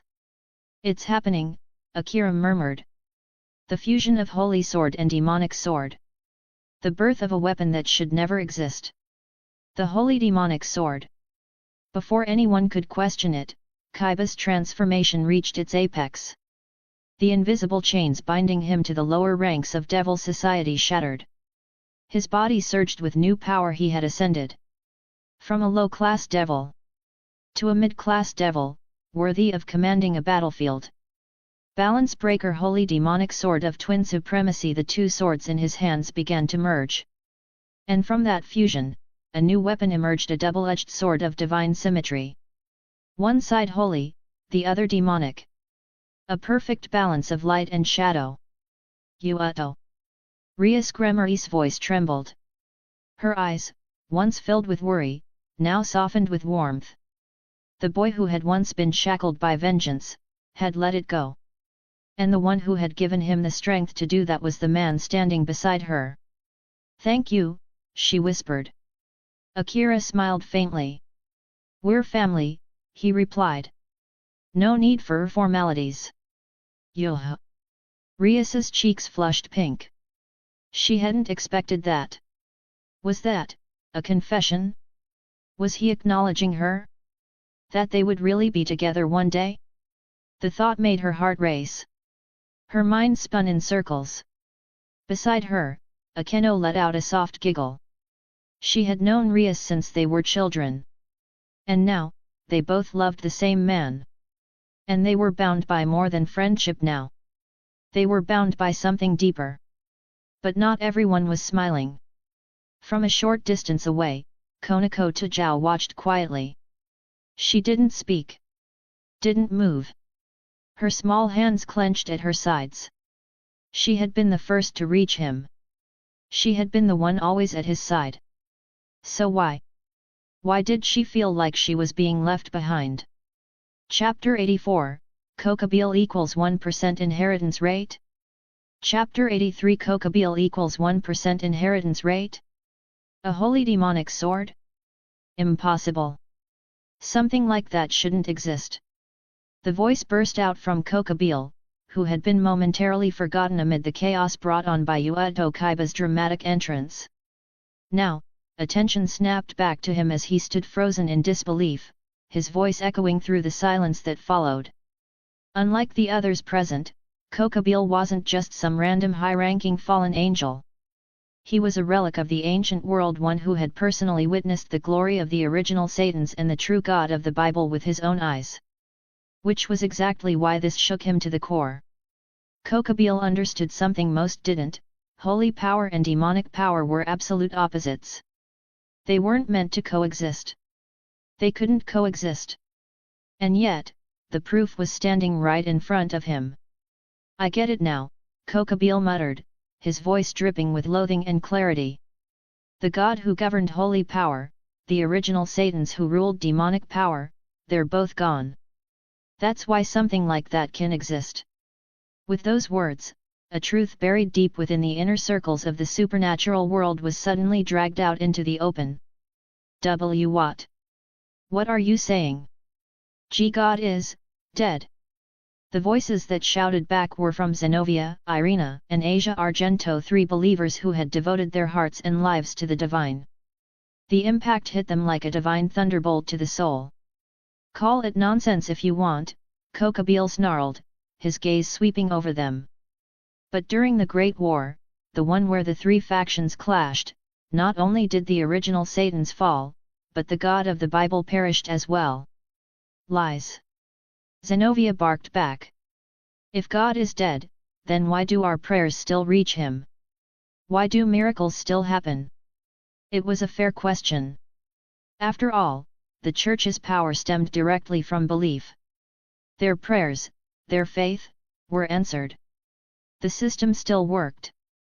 "That's thanks to Michael," Kokabeel answered darkly. "The system God left behind continues to run, barely. Michael has kept it functioning all this time. But even he is only delaying the inevitable." Then, the voice of God we've heard all this time, the revelations passed to religious leaders. Just the Archangel Michael playing his part, Kokabeel finished with a scoff, his expression twisted into a bitter grin. "You've all been worshipping the illusion of a dead God." He chuckled, but there was no joy in it. Only spite. But credit where it's due, Michael has done a damn fine job. Without him, heaven would have collapsed long ago. Despite the mocking tone, the pain behind his eyes was clear. Kokabeel had carried that bitterness for centuries. When the Great War broke out, the balance of the world crumbled. Heaven lost its god. The underworld lost the original 4 Satans. And the fallen? They lost everything. In truth, the so-called Great War was more of a two-sided alliance, fallen angels and devils teaming up against heaven. God didn't fall because of the Satans or the fallen's power, but because of something far more devastating. He had sacrificed most of his divine might to seal away the apocalyptic beast Trihexa, the legendary 666. That sacrifice left him vulnerable. And in that moment of weakness, the alliance struck. But in the end, all sides paid the price. God fell. So did the Satans. Angels, devils, and fallen alike were decimated. Even the Grigori, once filled with elite cadres and promising agents, were reduced to scattered survivors. The fallen angels suffered most of all. Their numbers were always small, born only from those angels who had fallen from grace. The losses they endured during the war were devastating beyond recovery. Azazel survived, yes. But even as Governor-General of Grigori, he was the last true powerhouse left in their ranks. Once, he had been one of the 5 great seraphim. But while heaven and the underworld eventually rebuilt with new leaders and new generation elites, the fallen had no such luck. They had Azazel and no one else.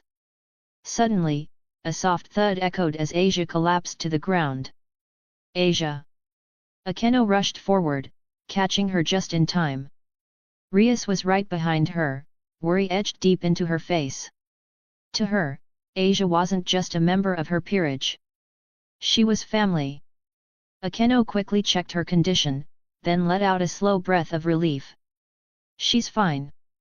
Just fainted, she said gently. Cockabille's words must have pushed her too far. I see. Thank goodness. Rias let out a breath she didn't even realize she'd been holding. But Asia wasn't the only one shaken. Zenobia and Irina stood frozen in place, silent, motionless. Their expressions were vacant, as if the world had just collapsed around them. Because for them, it had. Cockabille's words had ripped their beliefs apart, shattered the very core of their identities. The God they prayed to, believed in, trusted with all their hearts, had been gone all along.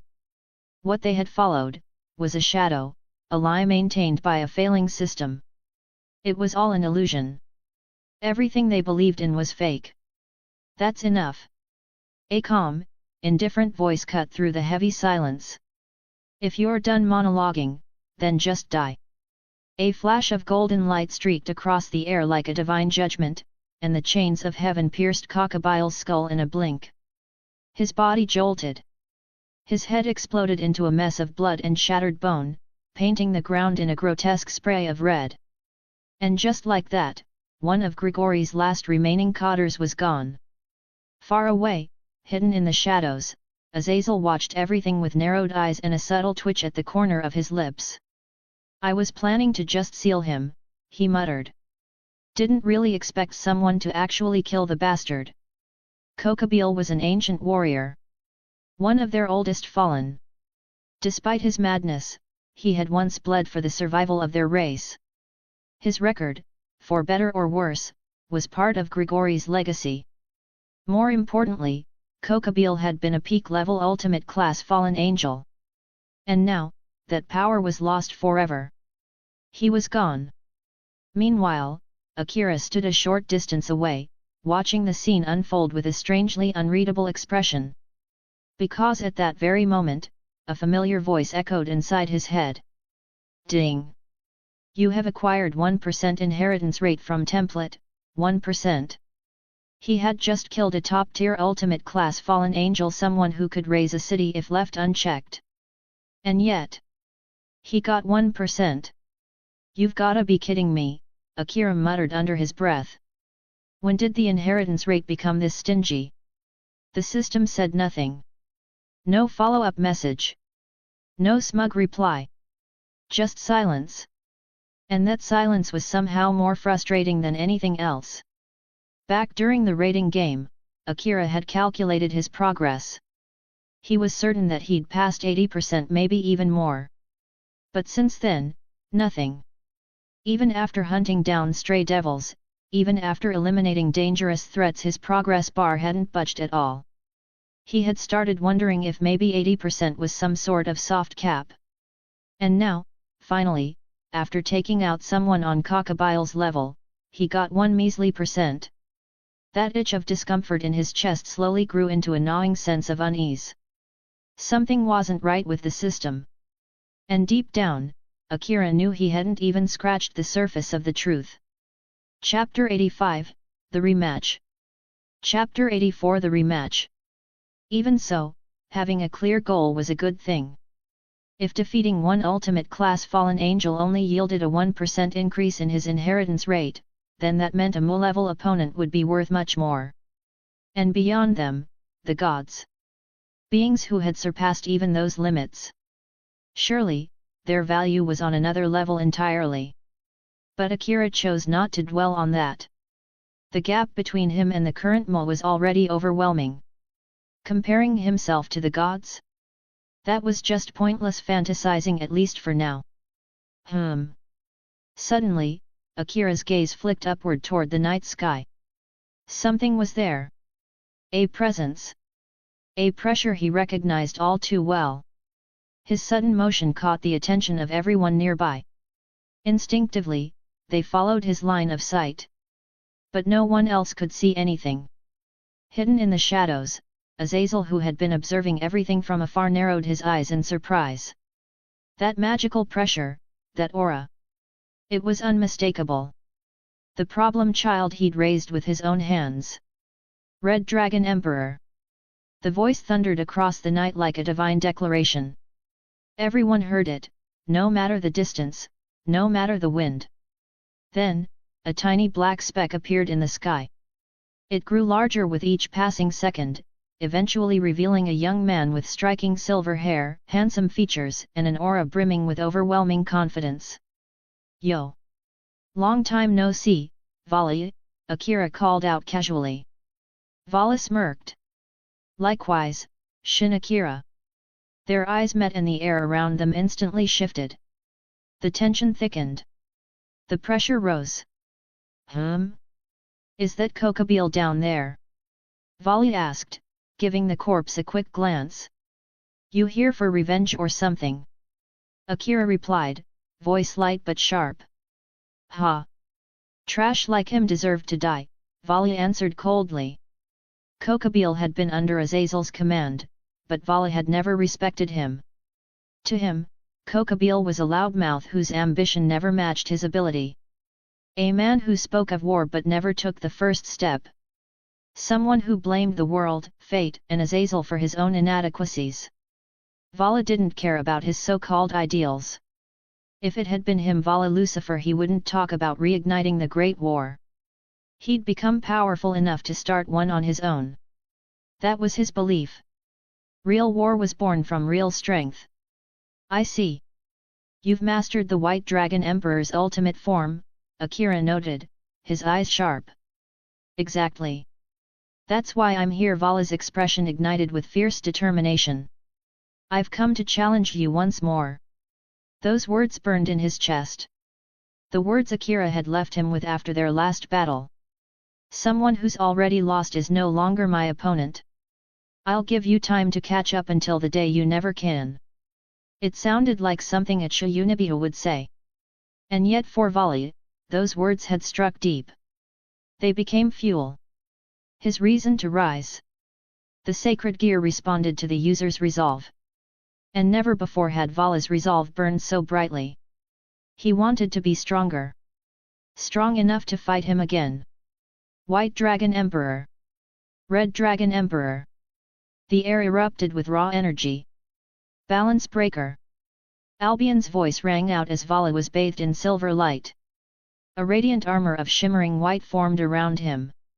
Crystal blue wings spread wide from his back, glowing under the moonlight. He had become the embodiment of the heavenly dragon. "Rias! Get them out of here! Put up a barrier if you can!" Rias turned to him, concern in her eyes. "Are you sure?" "Of course," Akira replied without hesitation. "I'll wait for you to come back." She leaned in and kissed his cheek. His face flushed red. Before he could say anything, she turned away quickly. Akeno watched the scene with a soft, sisterly smile, then gently hoisted Asia over her shoulder and followed Rias. Konako and Chiba picked up Zenobia and Irina, who were still shaken from Cockabille's earlier revelation, and moved to retreat. No one spared a glance at Cockabille's lifeless body. Whatever significance he once had was already gone. Vala frowned. "You're not using your boosted gear? Not even summoning it?" He sounded irritated. He'd come here to avenge his defeat. But how could it be called a rematch if his opponent didn't even treat it as a real fight? "Not yet," Akira replied. "It's not time." Before Vala could finish, a wave of intense magical pressure exploded from Akira's body. It was overwhelming. This wasn't just a powerful aura, it was Mu-level. Vala immediately went silent. Boosted gear's true power was in multiplying the user's strength. But if Akira was already this strong without it, how the hell was he supposed to win? Unbelievable. You've grown this powerful in such a short time. Right now, Vala was still only at the high-class devil stage. He was so close to ultimate class, but not there yet. Among the new generation, Vala was considered a true prodigy. And yet, when compared to Shin Akira, he looked like a child learning to crawl. Akira was younger than him. A human. No noble blood. No Lucifer heritage. No elite upbringing from Grigori. And yet he had reached the level of a Mu. It defied all logic. Vala could only simulate Mu-level power by using the divine dividing effects. His own base power hadn't reached that point. But Akira had done it with his own strength. "Vala, be careful. Something feels wrong." Albion's voice echoed in his mind, serious and tense. "What? Don't tell me you're afraid already." Red hasn't shown up. Just like before, he's suppressing him. Vala's eyes widened. Suppressing Drake? The heavenly dragon of domination? Even Albion felt a chill. This man, he's no longer human. Not in power. Not in presence. He's coming. In the next instant, countless chains of heaven burst into the air, more than Vala could count. They hurtled toward him at blinding speed, their force far surpassing anything Akira had used against Cockabille. This was different. This wasn't warm-up. This wasn't testing the waters. Akira was serious. Against Cockabille, he hadn't even needed to try. That had been practice. If Akira had gone all out from the start, Cockabille would have been reduced to minced meat in seconds. That wasn't arrogance. That was cold, hard truth. Mu-class power wasn't something you could bridge with effort alone. The gap was like the sky and the earth. But now, facing Vala, Lucifer Akira was giving him the highest form of respect. He was using everything. Ever since reaching the Mu-class, Akira had never gone all out in a real battle. This would be the first time.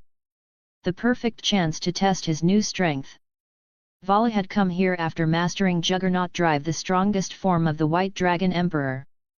And Akira wanted to see could Vala in his strongest form even come close to him when he hadn't even activated boosted gear yet? Chapter 86, A Fierce Clash. Chapter 85, A Fierce Clash.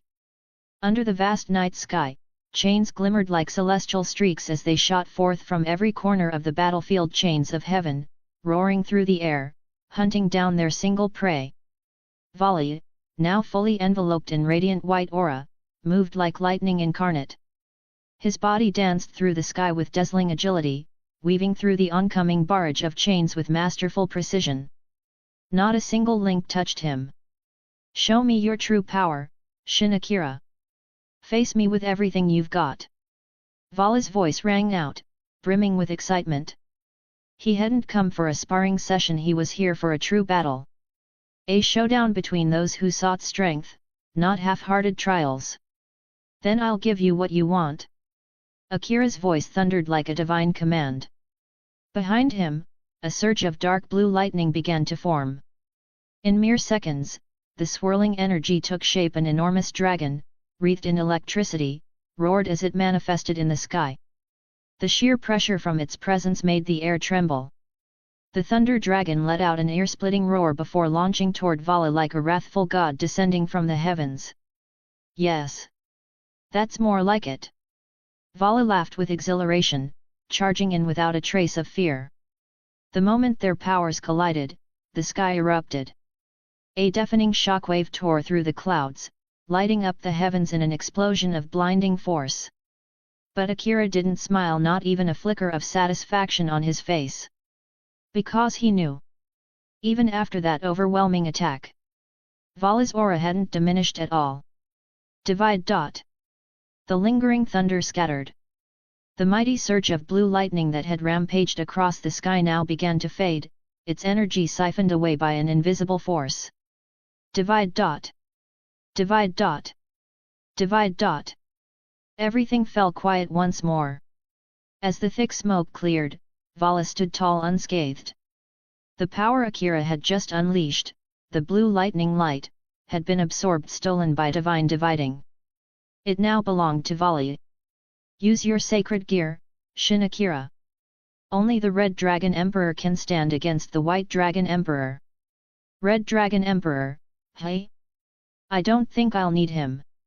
Akira replied softly, his expression turning calm but resolute. To him, boosted gear wasn't the core of his strength. It was a tool. A powerful one, yes, but not the foundation of who he was. Once, he had defeated Vala with boosted gear scale mail. But this time, he wanted to surpass Vala as himself. With the power of the chains of heaven.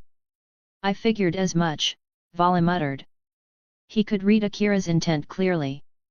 As a fellow warrior who chased after true strength, Vala understood his resolve. Akira didn't want to win as the successor of Drake, he wanted to win as Shin Akira.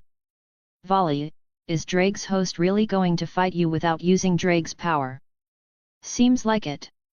Even if he has 2 sacred gears, most of them can't even compare to a Longinus, let alone one of the heavenly dragons. We'll see. Vala smirked as he glanced down toward Akira's position on the ground. He respected him not just as a rival, but as a man who stood on his own 2 feet, chasing strength with unwavering conviction. And then it happened. Akira stomped the ground beneath him. For the first time in his life, he called upon a power that slumbered within the earth itself. The earth, foundation of all life, revered in countless mythologies as the mother goddess. It held a primordial force no mage could ever replicate. From deep beneath the surface, golden particles of light began to rise. Ripples of energy spread out in all directions, covering kilometers of land.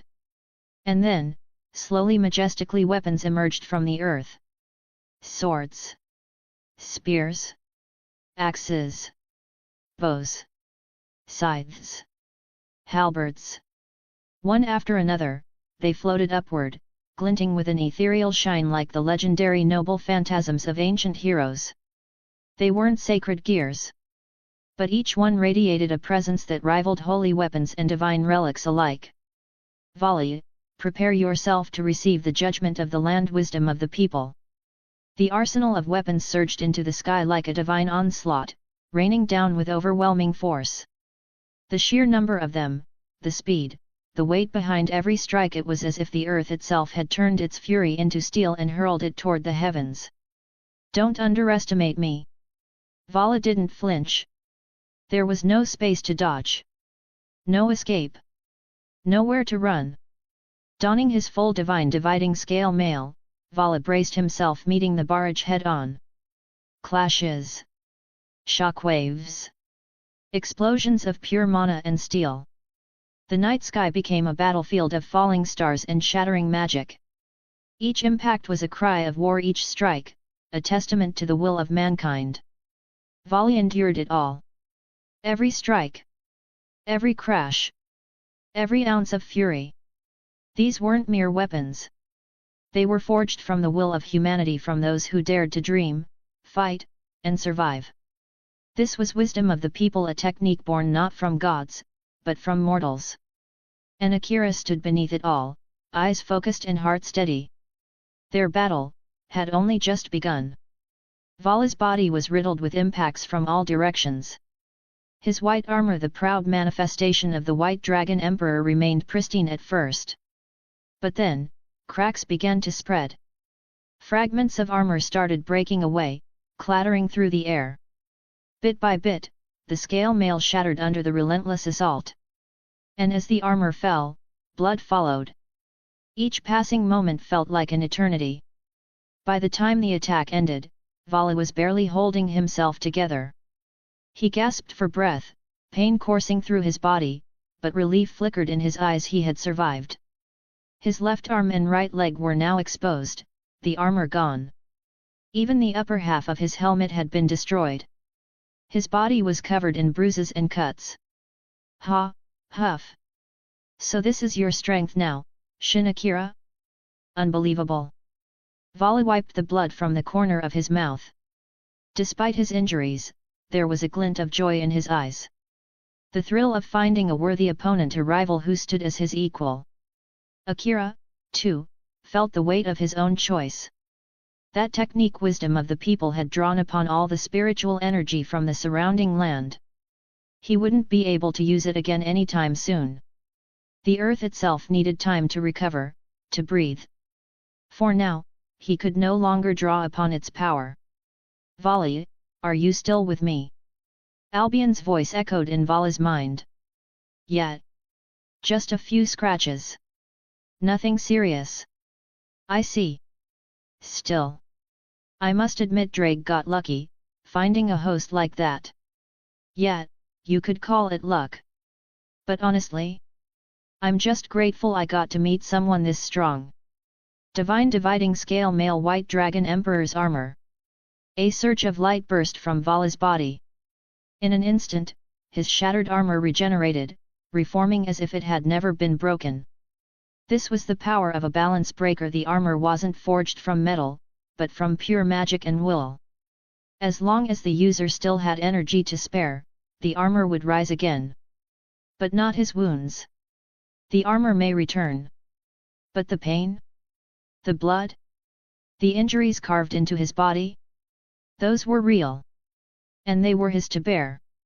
Chapter 87, Juggernaut Drive vs Chain of Heaven. Chapter 86, Juggernaut Drive vs Chain of Heaven. On the other side of the battlefield, Akira resumed his offensive. From every direction, streaks of bluish-silver lightning surged across the ground, manifestations of his blue lightning light. Like a tidal wave of divine fury, they roared forth, forming a storm of serpent-like arcs crashing down like thousands of thunder dragons striking at once. Don't underestimate me! Vala shouted.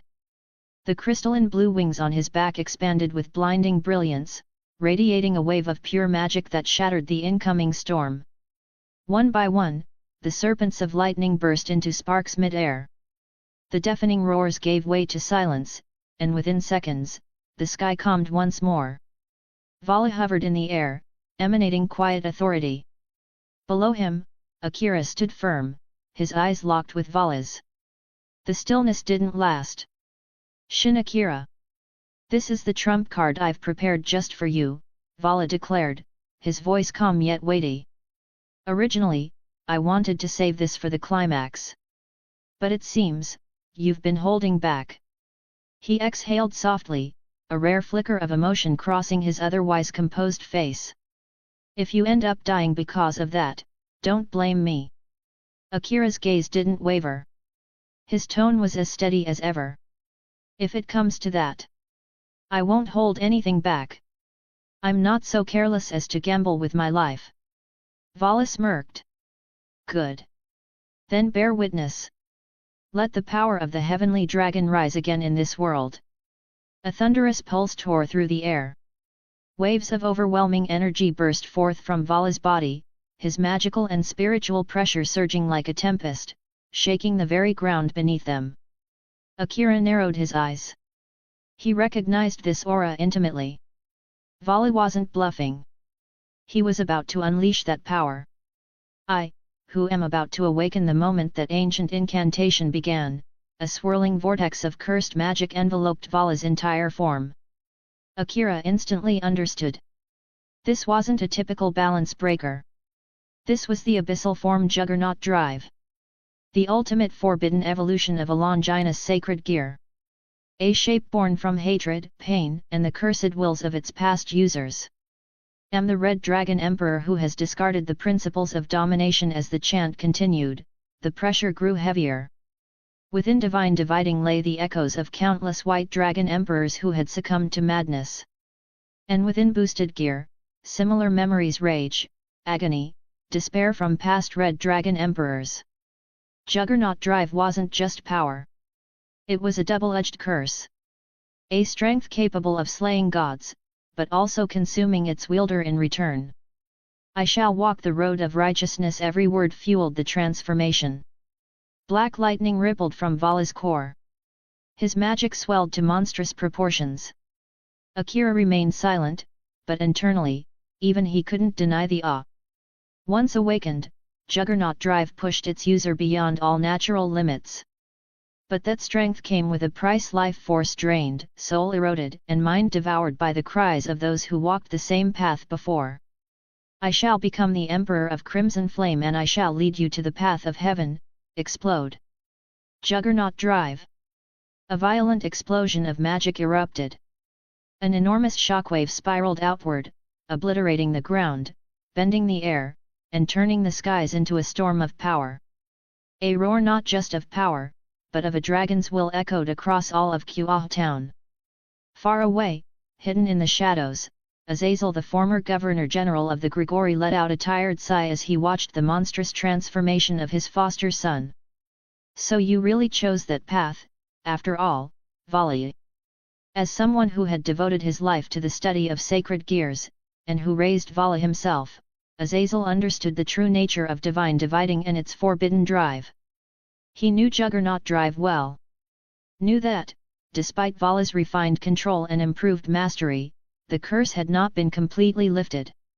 Vala had trained to replace the cost of life with magic energy. But even so, the memories of past hosts, their pain, their rage, still lingered. And if those buried emotions rose to the surface, then not even Vala's iron will might be enough to hold them back. Right now, Vala stood at the peak of high-class devil. A step more, and he would reach the ultimate class. But Juggernaut Drive vaulted him even higher, right into the territory of mid-tier Mu-class beings. This was why Longinus were feared. Power capable of surpassing gods, when wielded by the right person. Elsewhere, Rias and the members of the Occult Research Club had already distanced themselves from the battlefield. But the moment that pressure exploded, they all turned their heads. And there, in the sky, they saw it. A colossal white dragon had manifested. That's the White Dragon Emperor. Rias whispered, stunned. Looks like it, Akeno replied, her voice low. Is Shin-san going to be okay? Asia asked, anxiety in her voice. He hasn't weakened, Rias said, trying to reassure her. His magical power's still steady. He's not being pushed back yet. Still, concern was written across everyone's faces. Even Konako and Chiba, usually composed, looked uneasy. They knew they couldn't interfere, not in a battle of this scale. All they could do was trust him. If Akira could overcome the White Dragon Emperor, then he'd return alive. Back on the battlefield, Akira gazed at the white behemoth floating before him, eyes slightly narrowed. Even though he had anticipated this outcome, seeing Juggernaut Drive with his own eyes was something else entirely. So, you've played your trump card. Akira took a deep breath. Then it's only fair. I show you mine. I've been waiting for this. Vala shouted back, his voice full of raw excitement. In this form, he now stood firmly within the mid-Mu class. And with that, he finally understood. He understood why Akira hadn't even used boosted gear yet. He understood the confidence, the arrogance, the control. Akira wasn't holding back out of pride. He had simply never needed to go all out. But now, he would. Suddenly, the ground beneath Akira glowed with radiant emerald light. A surge of pure magical energy burst upward, lifting his body into the air. As he floated higher, the earth below cracked open and from it, countless chains began to rise. Glowing, holy, unyielding chains. Hundreds, no, thousands of them. They spiraled into the sky like divine pillars, encircling the entire battlefield in their sacred radiance. I am the inheritor of Enkidu, and now, you shall witness the justice of the chain of heaven. A surge of power engulfed Akira. Even in his juggernaut drive, Vala could feel it. He couldn't ignore it. Couldn't dismiss it. This wasn't just magic. It was something older. Something divine. The breath of the stars, now awakens. The light from the chains intensified, illuminating the heavens. The entire battlefield vanished into a sea of green light and holy steel. Oi, you've gotta be kidding me. Vala stared, speechless. Before him, Akira stood bathed in light. A luminous figure descending from the sky, wrapped in power ancient and absolute. And for the first time in their fight, a sliver of fear crept into Vala's heart. Vala. He's starting. Focus. I know. Bring it on, Shin Akira. With a roar, Vala threw away every hesitation, every restraint, every calculation. He would meet Akira's full power head-on. That was the only way to show respect to the strongest rival he had ever faced. Akira raised one hand to the sky. His voice echoed like thunder. "O mankind, bind even the gods with these chains." And in that moment, for the first time in the world, chain of heaven unleashed its true light. Chapter 88, Defeating Vala. Chapter 87, Defeating Vala. The night sky stretched endlessly above, cloaked in darkness until thousands of golden chains burst forth like a constellation come to life, swirling around a single figure that glowed brighter than any star. Suspended at the heart of it all, Akira shone like a celestial beacon. Light radiated from his body in pure golden brilliance, illuminating the skyline of Kuoh City as if a second sun had risen. It wasn't just light. It was divinity. Azazel, who had been watching from afar, stood frozen. Beside him were Rias Gremory and her companions, who had just retreated from the battlefield. Even those busy with damage control halted what they were doing. Everyone's gaze turned skyward, drawn in by the overwhelming majesty that was now Akira. Surrounded by the countless chains of the heavenly chain, Akira's form had transformed, no longer just a boy wielding power, but a divine stake, a spear of judgment forged from light itself. This was the true manifestation of the weapon he had inherited. In the parallel mythos of the Fate world, Enkidu was never just a heroic spirit. He was the noble phantasm. Vala, fall back. That power, it's not something you can take head on. I won't retreat. Even if I die here, I will not take a single step backward. Vala. Vala's eyes narrowed. His breathing was sharp, focused. He could feel it. The overwhelming force radiating from Akira had completely surpassed his own. This wasn't just about the sacred gear anymore. Akira's mastery of his second gear, its sheer depth and evolution, had reached a point that rivaled, no, surpassed the boosted gear, the Longinus class sacred gear that housed the power of Drake, the Red Dragon Emperor. Was he going to lose again? And this time, not to boosted gear, but to Akira's second sacred gear? The bitterness rose in Vala's chest like bile. It was too absurd. Too humiliating. Come, Shin Akira.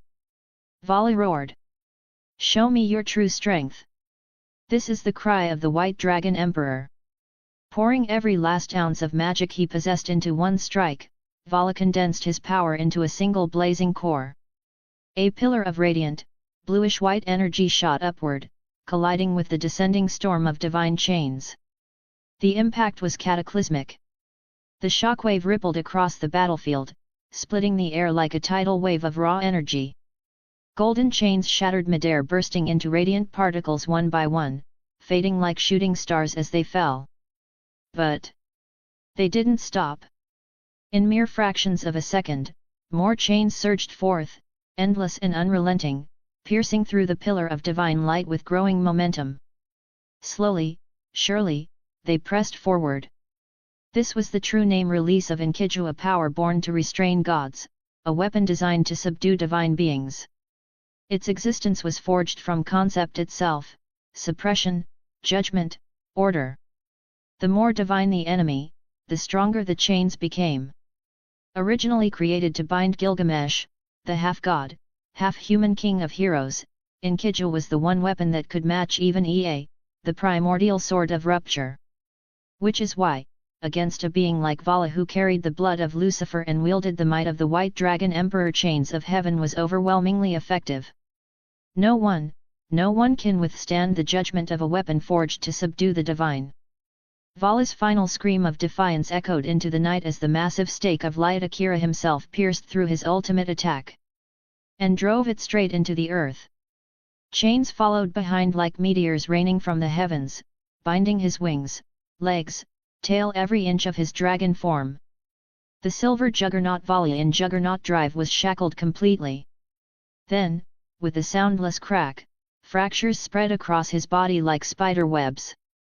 And in a heartbeat, the mighty form of the White Dragon Emperor shattered into pieces. Golden chains burst upward and faded into light. What remained, slumped beneath the divine stake, was a single human figure, bloodied, broken, and barely conscious. Vala Lucifer had been defeated. Cough. So that's the balance breaker of your second sacred gear, huh? Tch. It's so damn overwhelming. It makes even my Juggernaut Drive look tame. The chains faded, turning into gentle golden particles drifting away on the breeze. The giant divine stake slowly unraveled, restoring the form of a weary, gasping Akira. His breaths were shallow. His body trembled. Unleashing the true name of the chains of heaven was no small feat. It had consumed nearly everything he had. But against Vala in full Juggernaut Drive, holding back would have meant certain death. He didn't have that luxury. Technically, Akira muttered through labored breaths, chains of heaven isn't even a sacred gear. Vala raised a brow slightly, struggling to keep his head up. It's a noble phantasm. A divine weapon. And, at the same time, it's me. A noble phantasm. Akira nodded, his voice steady despite the exhaustion. A crystallization of humanity's hopes. A miracle given form through prayer and legend. A weapon born from the collective dreams of mankind. Vala's eyes narrowed. Hard to believe something like that actually exists in this world. It's not from this world, Akira replied quietly. There's more out there than just sacred gears or god-killer artifacts. He took a shaky step forward. Before the God of the Bible created sacred gears, who would have believed they were even possible? It's the same concept. Vala chuckled bitterly and slowly sat up despite the pain in his gut. I lost again, and this time, completely. Akira tilted his head. So? You giving up? Vala looked up at him and laughed. Give up? Hell no. This is only the second time I've lost to you. Even if it takes 1,000 more, I'll catch up. I'll surpass you. Akira stared at him silently, then slowly shook his head. No, Vala. The distance between us, it's only going to grow wider. Vala's grin faltered. He couldn't deny it. He remembered clearly just how weak Akira had been. Back then, he was nothing but a joke, someone who only survived because of a few lucky breaks Azazel threw his way. But now, that same boy had become a rival who crushed him not once, but twice. Vala remembered their first fight. He lost. Now, even after mastering Juggernaut Drive, the forbidden form of divine dividing, he still lost. Worse yet, Akira hadn't even used the boosted gear this time. That realization stung the most. This was all with just his second sacred gear. If Akira had used the boosted gear and unleashed its power to double his strength every 10 seconds, the fight wouldn't have lasted this long. He would have been obliterated instantly. Still clutching his wounded side, Volley rose shakily to his feet. His breathing was ragged, his body covered in injuries, but not an ounce of fear lingered in his eyes. He knew Akira never intended to kill him. This battle wasn't about life or death. It was about answering a challenge. About meeting strength with strength. And Volley respected that. In the depths of his prideful heart, he couldn't help but acknowledge it. Just then, a familiar voice echoed within Akira's mind. Chapter 89, The Conversation. Chapter 88, The Conversation. Ding, you have gained 3% template inheritance progress. The system announced the result of the battle quietly in the back of his mind. Defeating Volley in his juggernaut drive, a transformation that brought him to the level of a moneted Akira, a clean 3% increase. Previously, when he took down Kokabeel, one of the ultimate class fallen angels, it only gave him 1%. That alone made the scaling crystal clear. 1% for defeating an ultimate class opponent. 3% for taking down someone on the level of a Mu. If the remaining 20% demanded enemies of that caliber or even higher, then what lay ahead was nothing short of kings or beings that surpassed even gods. It felt less like a simple power-up and more like a final-tier class ascension quest, merciless and absolute. Seriously, could this thing be any stingier? Akira muttered inwardly with a sigh. He reached into his pocket, pulled out a small crystal bottle, and casually tossed it toward Volley. The other boy caught it with one hand, his expression twisting in shock the moment he saw the glowing crimson liquid inside. This is Phoenix Tears. Tears from the House of Phoenix. The most powerful healing elixir known in the underworld. Even fatal wounds and completely shattered limbs could regenerate within moments of contact. What's your angle? Volley asked, his tone low and guarded. Akira offered a small, almost tired smile. If you kick the bucket now, things will get a lot less interesting in this world. Volley let out a short breath, somewhere between a scoff and a chuckle. Without saying another word, he bit the bottle's cap off and poured the contents onto his still bleeding abdomen. His other arm was too wrecked to use properly.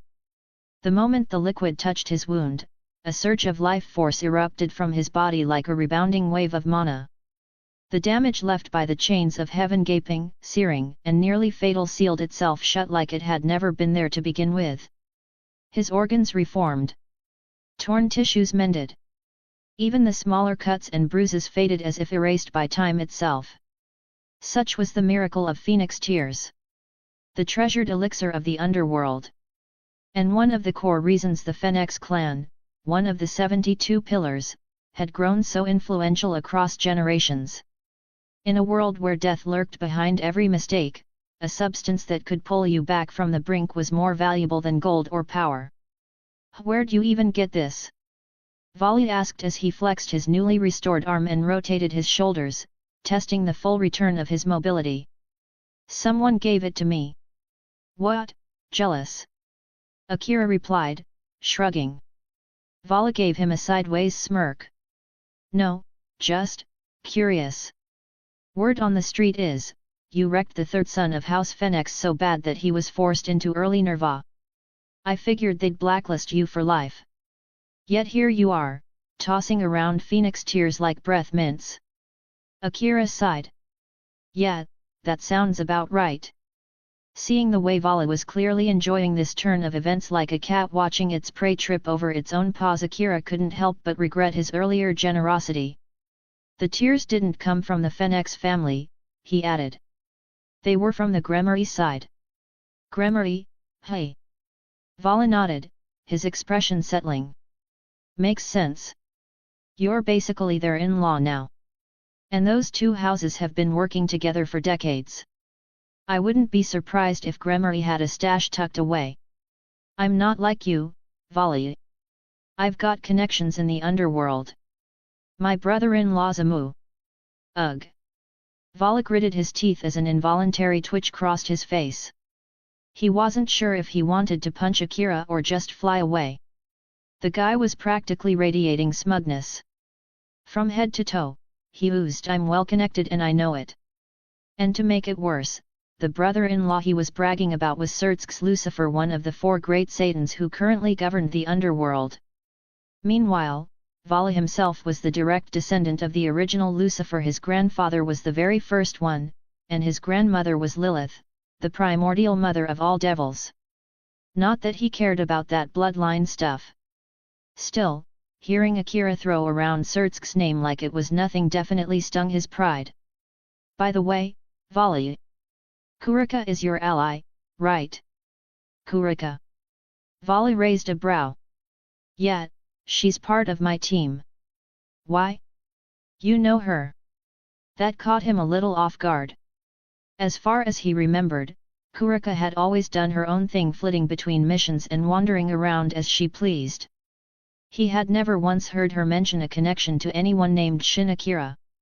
Even during their earlier encounter, when he lost to Akira the first time, that had been the first Kurika even heard the guy's name. Did they meet sometime after that? Vala quickly dismissed the thought. He didn't care much about Kurika's private life. As long as she didn't betray him, her past or relationships were none of his business. No, nothing like that, Akira said plainly. Her younger sister, Konako, is part of Ria's peerage. A while back, something happened that left Konako, well, let's just say she has some lingering trauma when it comes to Kurika. Vala didn't respond, but he did listen closely. Things aren't as bitter between them anymore, but I still think they need to face each other properly, Akira continued. Talk. Settle things, face to face. So you want me to tell her that? Yeah. When you head back, ask her to come to Kuoh City. If she talks to Konako directly, I think they can finally move forward. Vala gave a slow nod. All right. I'll let her know. He had heard fragments of Kurika's past before. How she once had a little sister. How she left the path of devils and turned into a stray. And how, deep down, she still wanted to bring that little sister back into her life. She had even joked once about capturing her again and dragging her into their cause. The thought made Vala scoff. After everything had calmed down, he turned, his body already preparing for departure. This time, you win. But next time, I'll surpass you. Oh. Akira smirked. Didn't you say that the last time too? TCH. Vala clicked his tongue and looked away, annoyed. Unfurling the bat-like wings on his back, he rose into the sky slowly. Next time, Shin Akira. I'll be the one who defeats you. I'll be waiting.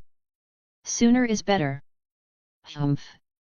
With one last huff, Vala turned his back and shot through the night sky, leaving the battlefield and that damn smug smile behind.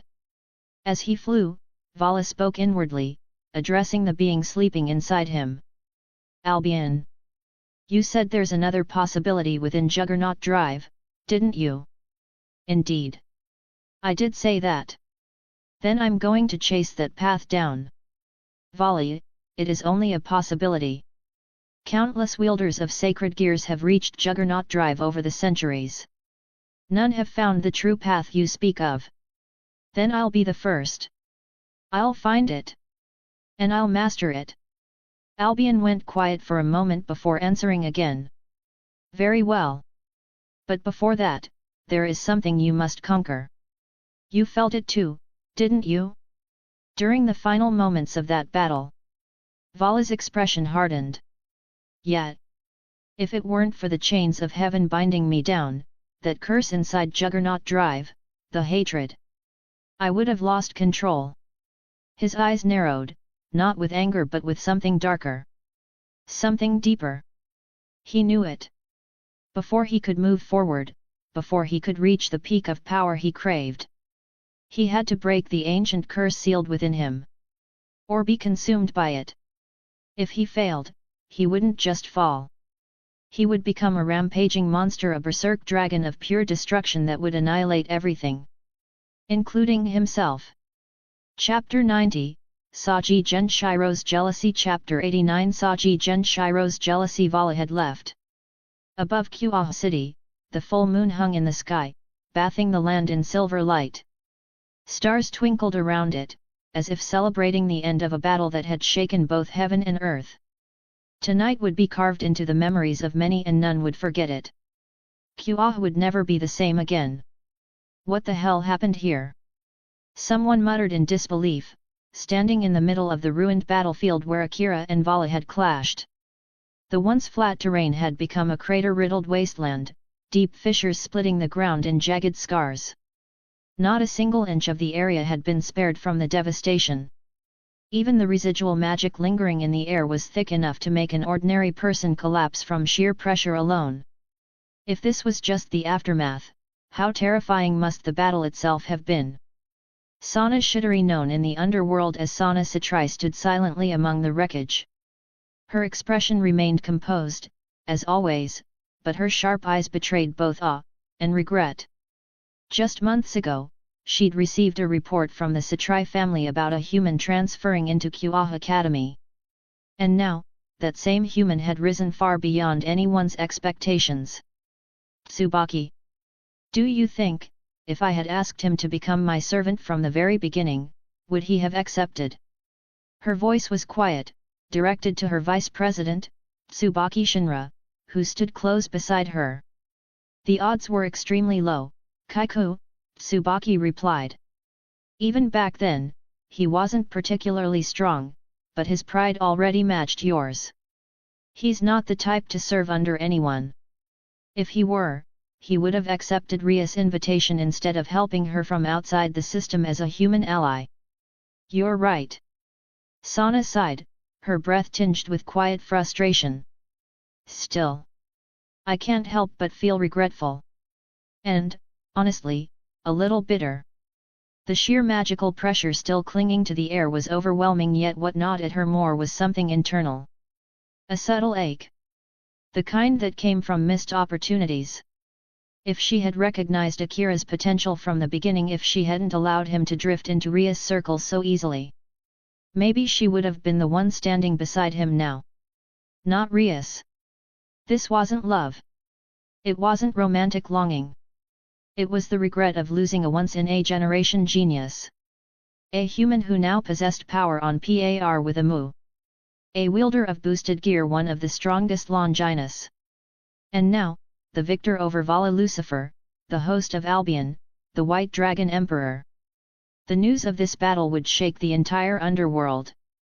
Ria's Gremory, once pressured into a political engagement, had broken free because of him. Now, she was celebrated as a noble woman who carved her own path and won big, not just with strength, but because of the incredible man she had chosen. In Devil Society, a woman's worth wasn't just in her power. It was also judged by the man who stood beside her. And no one knew that better than noble women like Sana and Rias. Thanks to Akira, Rias had risen even higher. The young man had crushed the Phoenix heir and skyrocketed the Gremory name to the top of the underworld. Surtsk's Gremory was already a Mu, the most influential figure in devil politics. And now, his sister was engaged to a human who had single-handedly shifted the balance of power. The Gremory family stood at the peak. Meanwhile, all Sana could do was watch from the shadows of broken stone and scorched earth. She and Rias had always shared an unspoken rivalry since childhood.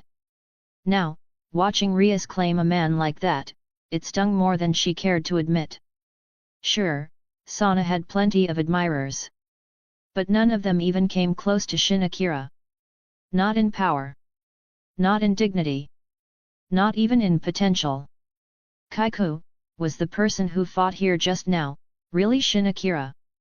A voice came from behind. Saji Gen Shiro. Wielder of the Sacred Gear Absorption Line. One of the newest additions to her peerage, turned using 4 pawn pieces. He was promising enough. Dedicated. And, perhaps foolishly, one of the many men in Kuoh who dreamed of one day marrying Sana Satrai. So when he heard that quiet note of regret in her voice, something ugly welled up inside him. Jealousy. What are you trying to say, Saji? Sana asked, raising an eyebrow. Beside her, Tsubaki's expression immediately cooled. I mean, yeah, it was a big battle, Saji said, his voice sharp with implication. But there's no solid proof that the one who fought the White Dragon Emperor was Shin Akira, is there? A bitter undertone laced his words. You yourself said he was the host of Boosted Gear, right? But there wasn't a single trace of the Red Dragon Emperor's power in this fight. Shin Akira possesses more than just the Boosted Gear, Tsubaki replied flatly, her tone firm. But come on. Going up against the White Dragon Emperor and not using Boosted Gear? Does that really sound reasonable, Kaiku? Sana hesitated. She couldn't argue that it didn't seem odd. Red Dragon and White Dragon. Drake and Albion. Their rivalry was ancient eternal. Whenever their wielders appeared in the same era, they were destined to clash. That was how it had always been. If such a battle did take place, surely both sides would rely on their true powers, not some secondary trick. The devastation here had been unreal. That final moment, when Akira's attack lit up the night sky, it had been like watching a divine star descend. And yet, Saji's doubts weren't completely baseless. Still, before he could continue, Tsubaki stepped forward. Her voice was calm, but every word dripped with pressure. In that case, Saji, she said quietly, tell me who did fight the White Dragon Emperor here. Saji froze. His confidence faltered. The edge in his words dulled as he realized. He had no answer. No proof. No logic. Just jealousy. Tsubaki saw right through him.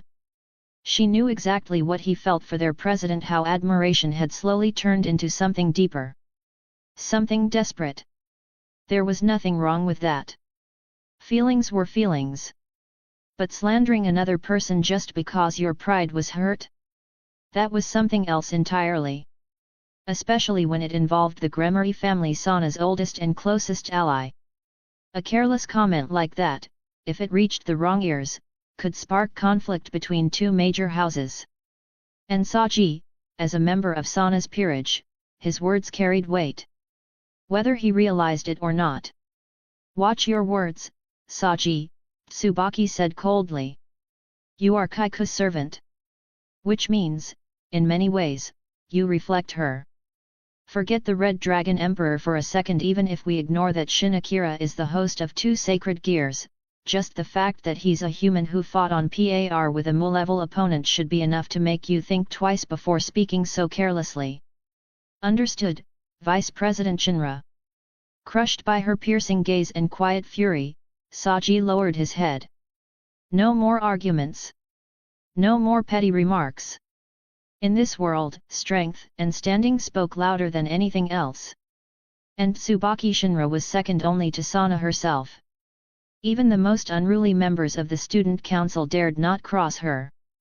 Sana glanced at Saji only briefly. She said nothing. But in her heart, something had shifted. Her evaluation of him had fallen. Yes, he had potential. A rare sacred gear. A solid work ethic. But compared to someone like Shin Akira, who possessed not only overwhelming power but dignity, and who had never once used that power to mock the weak, Saji still had a long way to go. And this world didn't have room for people who could only envy others from afar but lacked the courage to acknowledge someone truly greater than themselves. Chapter 91, The Problem with the Holy Swords. Chapter 90. The problem with the Holy Swords. On the other side of town, after the battle had finally ended, Shin Akira returned home with Rias Gremory by his side. The day had been exhausting both physically and mentally. It had started with an unexpected visit from two church agents. Then he had gone to see Uedo Chiba, helping him confront his trauma. As evening fell, Kokabile descended, bringing with him chaos and destruction. After defeating Kokabile and witnessing Chiba's awakening as a wielder of the holy demonic sword, Akira was then thrust into a clash against none other than Vala Lucifer himself. Now, all he wanted was a warm bed and uninterrupted sleep. Everything else could wait until tomorrow. Back at Akira's house, 5 holy swords lay silently on display, neatly placed yet radiating a divine pressure. Everyone present, even Rias, seemed at a loss about what to do with them.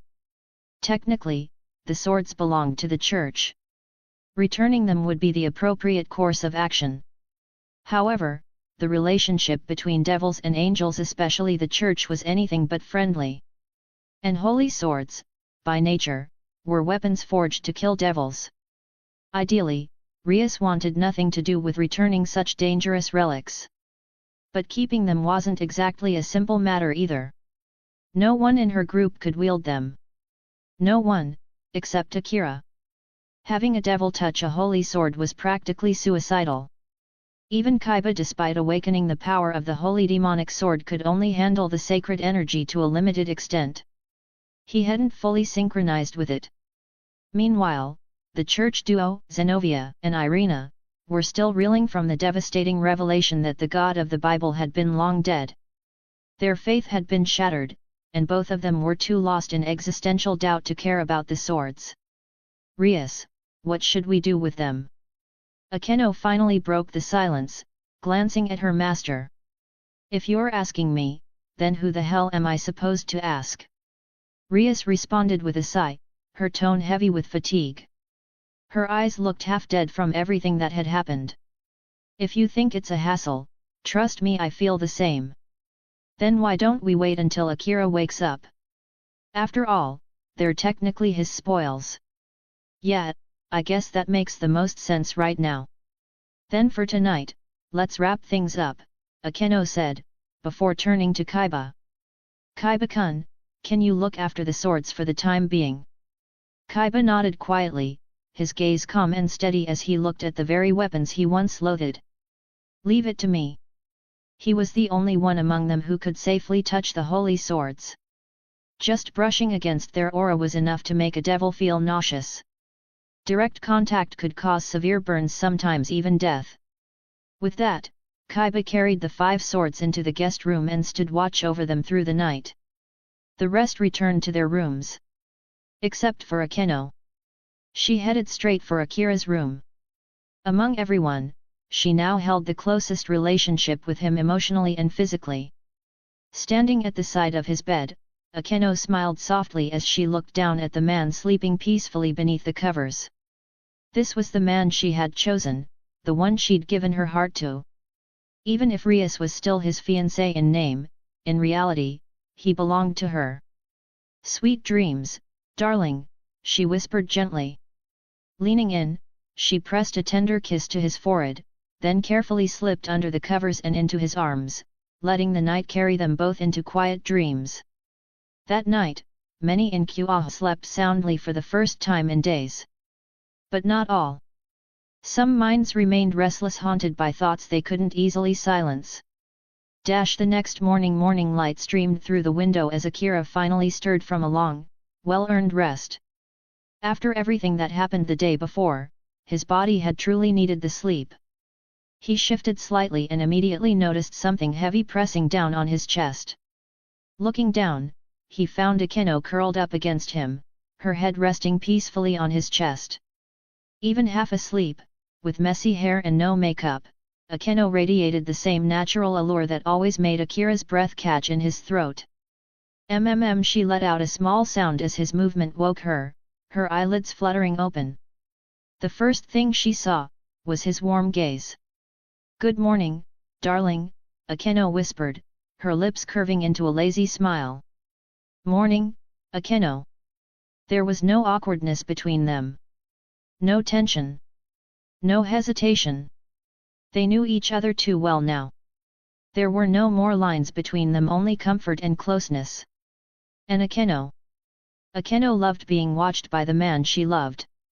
Some might call her bold, or even shameless, but for her, being looked at with desire by the one she cherished most, was the purest kind of joy. She glanced at the clock. 9:30 a.m. Well past what anyone could call morning. They were still wrapped in each other's arms, clearly reluctant to move until an abrupt knock at the door broke the quiet moment. Knock. Knock. Knock. "Who is it?" Akira called out, his voice still groggy with sleep. "It's me. Rias." Hearing that familiar voice, both Akira and Akeno immediately exchanged startled glances. They jumped out of bed, hurriedly throwing on clothes before Akira went to open the door. Standing there was Rias Gremory. Her eyes flicked from Akira to Akeno, who had come to stand beside him, her appearance just disheveled enough to reveal what had transpired. They looked domestic, intimate, like a married couple who had spent the morning basking in each other's warmth. A quiet ache twisted in Ria's chest. She was his fiancée. That title belonged to her. And yet, it was little more than a name now. "What's up, Rias?" Akira asked, scratching his head. "What else? It's about last night." "You mean, the holy swords?" "Exactly." Akira frowned slightly. Hadn't they already handled all that? The swords were safely at his place. What was there to discuss? "Is there a problem?" "Of course there is. Irina, you know, the church girl, she said the holy sword wielders and their weapons are property of the church. She wants to take all the swords back." "She wants to what?" Akira's brow furrowed. "That's ridiculous. Those swords were captured during combat. They're my spoils. On what grounds does she think she can just take them?" "Well, technically, they do belong to the church," Rias said with a shrug. "Yeah, technically. But they were stolen by Kokabeel. I defeated him. That makes them mine. It's basic wartime ethics. Or are we tossing that out now?" "Which is why there's a standoff going on downstairs," Rias said, clearly irritated. "So I came to get you." "To get me?" "Yes. Because the swords are in your possession. And because you saved both Zenovia and Irina." "Tch, fine." Akira let out a long sigh. As annoying as this was, he knew it was probably better to deal with it himself. After all, he had saved those two. Though, to be fair, he hadn't done it purely out of kindness. At the time, he'd simply followed them to track Kokabeel's movements. Every choice that night had been a calculation. Still, he couldn't just let the matter spiral. So, together with Akeno and Rias, he made his way downstairs. The atmosphere in the living room was tense. Irina, Chiba, and Konako were glaring daggers at each other. But what caught Akira off guard the most was Zenovia. She wasn't arguing. In fact, she was sitting calmly off to the side, quietly observing the drama. He quickly realized why. The aura around her was different now. She no longer radiated the same divine energy of a church warrior. Instead, she bore the signature magic of a devil, a reincarnated one. Zenovia had accepted Rias' offer. She had joined the Gremory peerage. Chapter 92, The Talk. Chapter 91, The Talk. Good morning. The moment Akira stepped into the living room, Zenovia greeted him with a cheerful smile. It was honestly hard to believe that the girl standing before him was the same holy sword wielder who once stormed into the occult research club like she owned the place. Back then, she had exuded pride and unwavering confidence even while surrounded by devils. She held her ground with the dignity of a devout holy warrior. But now? She acted like they were old friends hanging out after school. The contrast was insane. "So, you've really given up on everything?" "Pretty much," Zenovia replied without hesitation. "God is dead. My faith crumbled along with him. And, well, Rias Bucco made me an offer, so I took it." Akira glanced toward Rias with a look that practically screamed, "Seriously, you invited her?" Rias simply looked away, as if to say, "What? Inviting a former church agent who wielded a holy sword, no less, into her peerage? That was either genius, or insanity. And the crazier part? Zenovia had accepted. She'd actually gone and become a devil. It wasn't just a loss of faith, it was a complete betrayal of everything she once stood for. Naturally, Akira's gaze drifted to Irina Shadu, standing stiffly by the wall, her tension palpable. "You two, perfect timing," Irina interrupted, her tone sharp. I'm here to retrieve the Holy Sword's church property. Church property? Akira repeated with a frown. If they were that precious, why send 2 teenage girls to guard them while 3 had already been stolen? You don't say you had it under control. You were sent to die, and you know it. Your superiors abandoned you. Irina fell silent. Zenobia just shrugged beside her. That exact betrayal was why she had turned her back on the church. She'd devoted her life to serving them, never asking for rewards. She had potential raw talent as a holy sword wielder. And yet, when it really mattered, they threw her away. Anyone in her shoes would have snapped. Honestly, the fact that she wasn't trying to torch the Vatican said a lot about her self-restraint. It doesn't matter. They're still church property. Despite knowing her argument was weak, Irina stubbornly clung to it. But then, in an instant everything changed. The atmosphere dropped like a boulder. A suffocating pressure slammed down onto the room. Irina buckled to her knees, her body unable to withstand the overwhelming aura. There was no doubt. This was Shin Akira's spiritual pressure and aura far beyond anything a mid-tier exorcist like her could handle. The gap between them wasn't just massive, it was divine. You think you can make demands of me? Akira's voice cut through the tension like a blade. You want to take the swords? Fine. Have Michael come talk to me personally. The way he said it calm, cool, yet absolute made everyone in the room shiver. Even Akeno, who was used to his overwhelming presence, felt her heart skip a beat. He was just too captivating. His power wasn't just strength, it was charisma that dominated the room. You want to force Archangel Michael to negotiate directly with you? Are you declaring war on heaven? War? Over you? Akira scoffed. Be realistic. Even if I crushed you here and now, Michael wouldn't lift a finger. You're not worth it. And deep down, you know that. Again, silence. But this time, Irina didn't resist. She knew he wasn't bluffing. She was nothing more than a disposable soldier now. And Akira, he wasn't just strong. He was Rias's fiancé, Gremory's golden child, and the future brother-in-law of Surtsk's Lucifer. There wasn't a single reason heaven would start a conflict over her. With a wave of his hand, the 5 holy swords neatly stacked nearby began to glow, then floated into his grasp. Without a second thought, Akira tossed them behind the couch like they were junk. Everyone stared, stunned. Those were holy swords, relics of divine power, and he treated them like cheap props. Irina's eyes burned with fury. But in the end, she couldn't do a thing. She was quickly escorted out of the house. She didn't belong here anymore. And once she was gone, everyone turned to Zenobia. Okay. Explain. Akira, now seated on the couch, fixed his gaze on her. Just like I said earlier, Zenobia replied, her tone calm. I've given up on all of it. Rias Bucco offered me a new path, and I accepted. I'm officially a devil now, a knight in her peerage. Please take care of me. With that, she gave a deep bow. Well, another member joins the club, Akeno said with her usual gentle smile.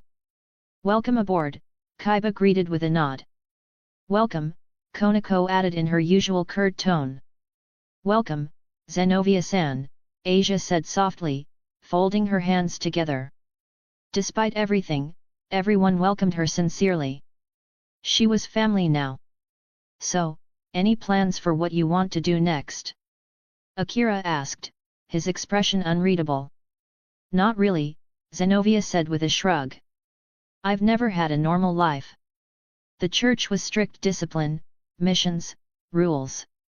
I want to experience everything I've missed. That's fair, Akira nodded. You deserve a life of your own. Oh, and one more thing, she added casually. I want to try falling in love. That came out of nowhere. In the church, romance was forbidden. I barely even talked to guys. So, if I'm breaking the old rules, I might as well go all in. Akira raised a brow. Why are you looking at me like that? Zenobia smiled confidently. Date me, Shin Akira. Hey! He froze, completely caught off guard. Across the room, Akeno's expression darkened ever so slightly. Her usual warm smile faded, replaced by a subtle glare. Rias let out a sigh, massaging her temple. And here we go again. Konako's stare became sharp, almost disapproving. Even Asia looked visibly shaken, a flicker of pain in her soft blue eyes. No, Akira said firmly. I already have Akeno. And Rias is my fiancé. I'm not looking for anyone else. But Zenobia wasn't giving up. Then, I'll be your mistress. The room fell deathly silent. She wasn't confessing her feelings. She simply wanted to know what love felt like and figured this was the fastest way to find out. But before Akira could react, a voice cut in quiet, cold, and terrifying. Zenobia-san. It was Akeno. Her tone was sweet as always, but the pressure behind it was immense. An ominous shadow loomed behind her, shaped like a wrathful Oni, oozing spiritual force. The temperature plummeted. The air grew heavy with killing intent. Did you just say you wanted to be my boyfriend's mistress, right in front of me? Zenobia, having never seen this side of Akeno before, turned pale. I am sorry, she squeaked, bowing so fast her forehead nearly hit the floor. Chapter 93, Surtsk is coming? Chapter 92 Surtsk is coming? After the Kokabeel incident officially wrapped up, Kuoh town gradually slipped back into its usual rhythm. Students returned to class like nothing had happened. The diligent ones resumed their studies, while the habitual slackers, well, they stayed true to form and kept skipping like always. It wasn't exactly a life of excitement, but for most people, it was enough to call satisfying. For Akira, though, there was something a little more entertaining lately. His plagiarized version of Yahari or no Seishun love comedy Wa Makigatairu, or Oregeru for short, had exploded into a massive nationwide hit. In a society crushed under invisible hierarchies, where the average person was quietly suffocating under pressure they couldn't explain, Oregeru was catharsis. A mirror reflecting the warped, lonely pain of the misunderstood. And its protagonist, Hikigaya Hachiman, the great master of loneliness, as some fans called him, hit harder than anyone expected. He didn't fight back with power or hope. He survived by accepting reality, even if it broke him. For readers, it wasn't just relatable. It was raw. It was real. Naturally, the light novel's sales exploded across Japan, and as a result, Akira was now bathing in royalty money. Of course, he ignored every offer thrown his way: book signings, interviews, fan meetups, even TV adaptations. He hadn't rewritten this story for fame. His only real goal was simple: money. Money. More money. If this world were a peaceful anime universe with no supernatural nonsense, maybe he'd seriously consider becoming an author. But this was a world filled with sacred gears, fallen angels, devils, exorcists, secret organizations, and literal satans. Compared to all that, writing novels was just a side quest. He already had everything he needed thanks to the Gremory family, and his engagement to Ria sealed the deal. At this point, he was just enjoying the ride. That afternoon, inside the Occult Research Club's room at Kuoh Academy. Akira, can I ask you something? Zenobia sat comfortably on the couch, holding the latest volume of Oregeru in her hands. Apparently, she'd become a fan of his work too. What is it? How did you even write something like this? It's so depressing. Coming from a fallen holy sword wielder who abandoned the church in despair, that's a bold take. Can you not bring that up again? A holy swordswoman, swallowed by darkness. You. She froze mid-retort, her face stiffening like she'd taken a direct hit to the chest. Akira could be unbelievably annoying when he wanted to tease someone. Just then, the door opened. Rias Gremory and Akeno Jima stepped into the room, but something was off. Rias looked visibly tense. "What's up with your face? You look like you just got bad news," Akira asked, tilting his head. "She got a message from Grafia-sama during class," Akeno explained gently. "A message? Tomorrow's parent visitation day." "Oh yeah. My class mentioned an open lesson thing too. I was thinking of skipping the whole thing." As someone from another world, Akira had never been fond of these cultural events. They only reminded him how out of place he really was. But Grafia-sama said Lucifer-sama will be coming in person. Hey? The actual Satan? Visiting his little sister? There wasn't much detail. Just that he's coming. Are all the four Satan's siskins or what? Akira blurted. "I heard Sonakaiku's big sister Sira Fall Leviathan is, let's say, very affectionate too." A beat of silence filled the room. Especially from Rias, who shot him a very unamused look. "Don't bring that up," she muttered. "The point is, my Unii-sama is coming. What should I do? Why are you freaking out? He's your brother, not your dad. Just let him visit. Don't act like this doesn't involve you. We're engaged, remember? I'm your fiancé and you're mine. I haven't forgotten.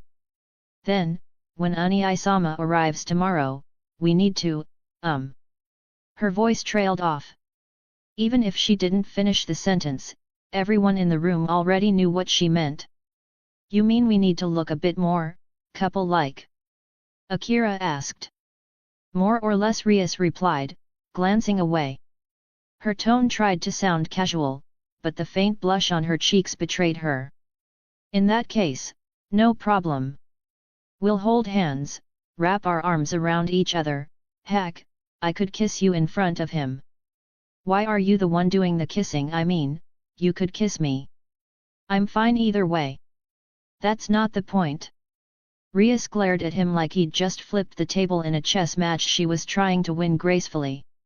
She was Rias Gremory, heir to the prestigious Gremory household, respected throughout the underworld, and the undisputed goddess of Kuoh Academy. And somehow, she felt like she was the one chasing him. "Don't worry," Akira said nonchalantly, leaning back on the sofa. "If your brother's showing up tomorrow, we'll just act like a proper couple." "Easy. Not tomorrow," Rias corrected him, her voice suddenly serious. "If things go as expected, they'll probably arrive later today." "Wait, what? Parent visitation is tomorrow morning. They'd logically arrive today to stay overnight and come with us. You're telling me the freaking Lucifer is coming to my house?" Rias nodded. Akira's face went still. "Hang on. Kuoh Academy basically belongs to the Gremory and Satrai families. Your brother, one of the four Satans, is visiting, and instead of staying in some fancy mansion, he's crashing at my place. I already moved in with you. My old residence was returned to the family." "You gave it back? Was it a rental or something?" "No. It's just proper estate management. As the Gremory heir, I have responsibilities. So let me get this straight," Akira said, sighing. "You're freeloading at my house, and now your brother's tagging along. You make it sound like we're mooching off you. I just got rich, and now you're already targeting my wallet." Rias gave a little scoff, saying nothing more. Akira leaned back, staring at the ceiling. At this point, what could he even do? He was engaged to Rias Gremory, a brilliant, beautiful girl with enough pride to command entire legions. This was just part of the package deal. Meanwhile, in the corner of the room, Zenobia had gone pale. "I just became a devil, and now I'm about to meet Lucifer himself?" Even during her time in the church, she'd never laid eyes on someone as high-ranking as Archangel Michael. And now, fresh off her devil reincarnation, she was about to meet one of the four Satans. It was surreal and honestly, terrifying. The rest of the room didn't look too fazed. After all, Akira, Akeno, and Chiba had met Surtsk's Lucifer before. To them, it wasn't uncharted territory. But Asia. Even though she was now a devil herself, there was a clear unease in her eyes.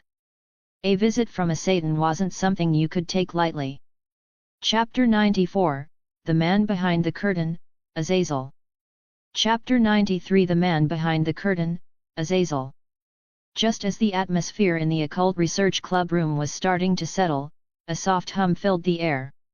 A glowing crimson magic circle gradually took form, its lines and symbols weaving together in a complex, majestic pattern, unmistakably the official teleportation crest of the Gremory family. You've got to be kidding me. We just mentioned him, and now he's here. Akira muttered in disbelief. Talk about summoning the devil by name literally. Moments later, two figures emerged from the light, a man and a woman, both radiating a presence far beyond that of an ordinary devil. They weren't just anyone. The man was the Lucifer himself, Surtsk's Lucifer, supreme leader of the underworld and one of the four Satans. At his side stood a woman with striking silver hair and a composed expression, Graphia Lucifuge, his queen and wife, as well as the head maid of the Gremory household. It's good to see you again, Shin Akira-kun, Surtsk greeted with a serene smile. Yet. Welcome, brother-in-law, Akira replied casually. It was a short exchange, but the impact it left in the room was enormous. Especially for Zenobia, who had just joined the devil faction. Her eyes were wide with shock.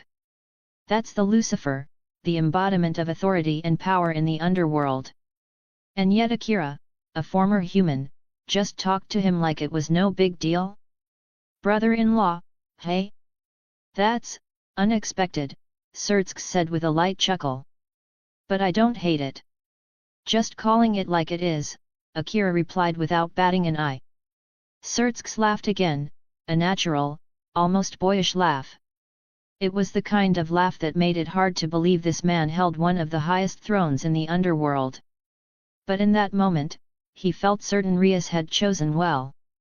Though Akira was born human, he had already reached a status near the top of the supernatural hierarchy. Given time, Surtsk had no doubt Akira would surpass the boundaries of his origin. As for human lifespans? That wasn't something Surtsk worried about. There were many ways in this world to extend a human's life, and knowing Akira, he might have already surpassed those limits long ago. Graphia, Rias said, her eyes narrowing toward the silver-haired maid. You're the one who told Uni-sama about the school's parent visit day, aren't you? Her voice held a tinge of accusation. Originally, Rias hadn't intended to inform her family at all. But then, Surtsk showed up anyway. Indeed, Oj-sama, Graphia replied calmly. As Surtsk-sama's personal maid, it is my duty to report all relevant matters concerning the Gremory family. That includes you. Rias wanted to argue, but the words died in her throat. It wasn't just fear. Since childhood, Graphia had always been more than a maid to her. She was a guardian, a mother figure, someone more terrifying than her brother in some ways. They say sisters-in-law are like second mothers. In Rias's case, that felt a little too accurate. Surtsk-sama. Your Majesty, Surtsk. Lucifer-sama. Long live the Demon King!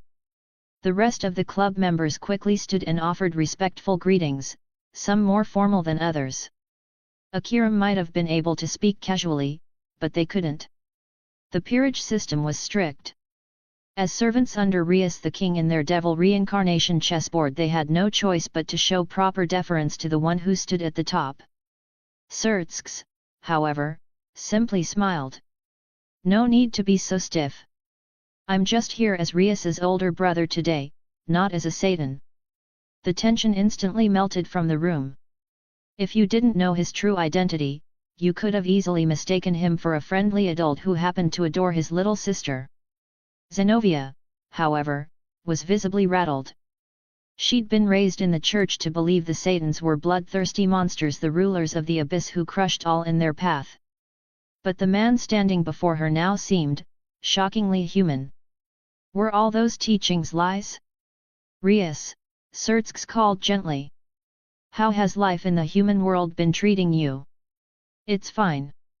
There's no need for Uni-sama to worry, Rias answered coolly, turning her gaze away. Still mad, hey? Gee, I wonder why? If not for you and father, none of this would have happened. And yet, things turned out pretty well, didn't they? Surtsk replied, subtly glancing toward Akira. The message behind that look was clear. Without the arranged engagement, this relationship wouldn't have happened. Rias simply scoffed and looked away again. Deep down, though, she knew the truth. Even now, her relationship with Akira was ambiguous at best. Despite the occasional moments of closeness, it was usually her taking the initiative. By the way, brother-in-law, Akira interjected, his tone shifting slightly. Something tells me you're not here just for parent visitation day. Surtsk's smile deepened. Sharp as ever. That's only one of the reasons I'm here. One of them, hey. In 3 days, we're holding a 3-faction summit here in Kuoh town. Akira's eyes narrowed. Who's attending? From the devils, myself and Seraphal Leviathan. From the fallen angels, Azazel, the Governor-General of Grigori. From heaven, Archangel Michael. Akira sat up straighter. When? In 3 days. Where? Kuoh Academy. The room froze. Ria stared at her brother in disbelief. Akeno's eyes widened. Konako and Zenovia looked stunned. This tiny town, barely a blip on the map in Japan, was about to host the leaders of the 3 greatest supernatural powers in existence. Rias had originally chosen Kuoh as a place to escape her engagement to Riser Fenix. And now, this? It was like watching the presidents of the US, China, and Russia decide to meet in a random mountain village. I take it there's a specific reason for choosing this location? Akira asked. Surtsk nodded. Naturally. Because of Kokabeel. The corners of Surtsk's eyes crinkled before he chuckled lightly. You catch on fast. His gaze lingered on Akira like a veteran appraising a promising heir. With someone like Akira standing at Rias's side, the Gremory family's future looked exceedingly bright. Kokabeel recently stole 3 holy swords from the church and brought them here, Surtsk explained. He targeted Rias and Sana Satrai, aiming to provoke the 3 factions into a war. Though we've stopped him, the aftermath is far from over. So all of this is Azazel's doing, Akira muttered, his voice low and sharp. Surtsk raised an eyebrow. You've met him? Akira nodded. Yet. He knew Kokabeel was going to act but didn't stop him. Said it wasn't his place as Governor-General to personally discipline his subordinates. I see. Surtsk's tone deepened, his expression hardening. And it was Azazel who proposed the 3-faction summit. He proposed it. Akira's brow furrowed. Back when he was just a reader of high school DxD in his previous life, this detail was never explicitly mentioned. He'd always assumed the summit was a joint decision. But thinking about it more deeply, it actually made sense. Azazel had long known about the Cows Brigade. He'd been investigating them behind the scenes for some time. Envala, wielder of divine dividing and one of the most dangerous beings of the new generation, had openly joined the Cows Brigade and even formed his own team under their banner. There was no way Azazel didn't know.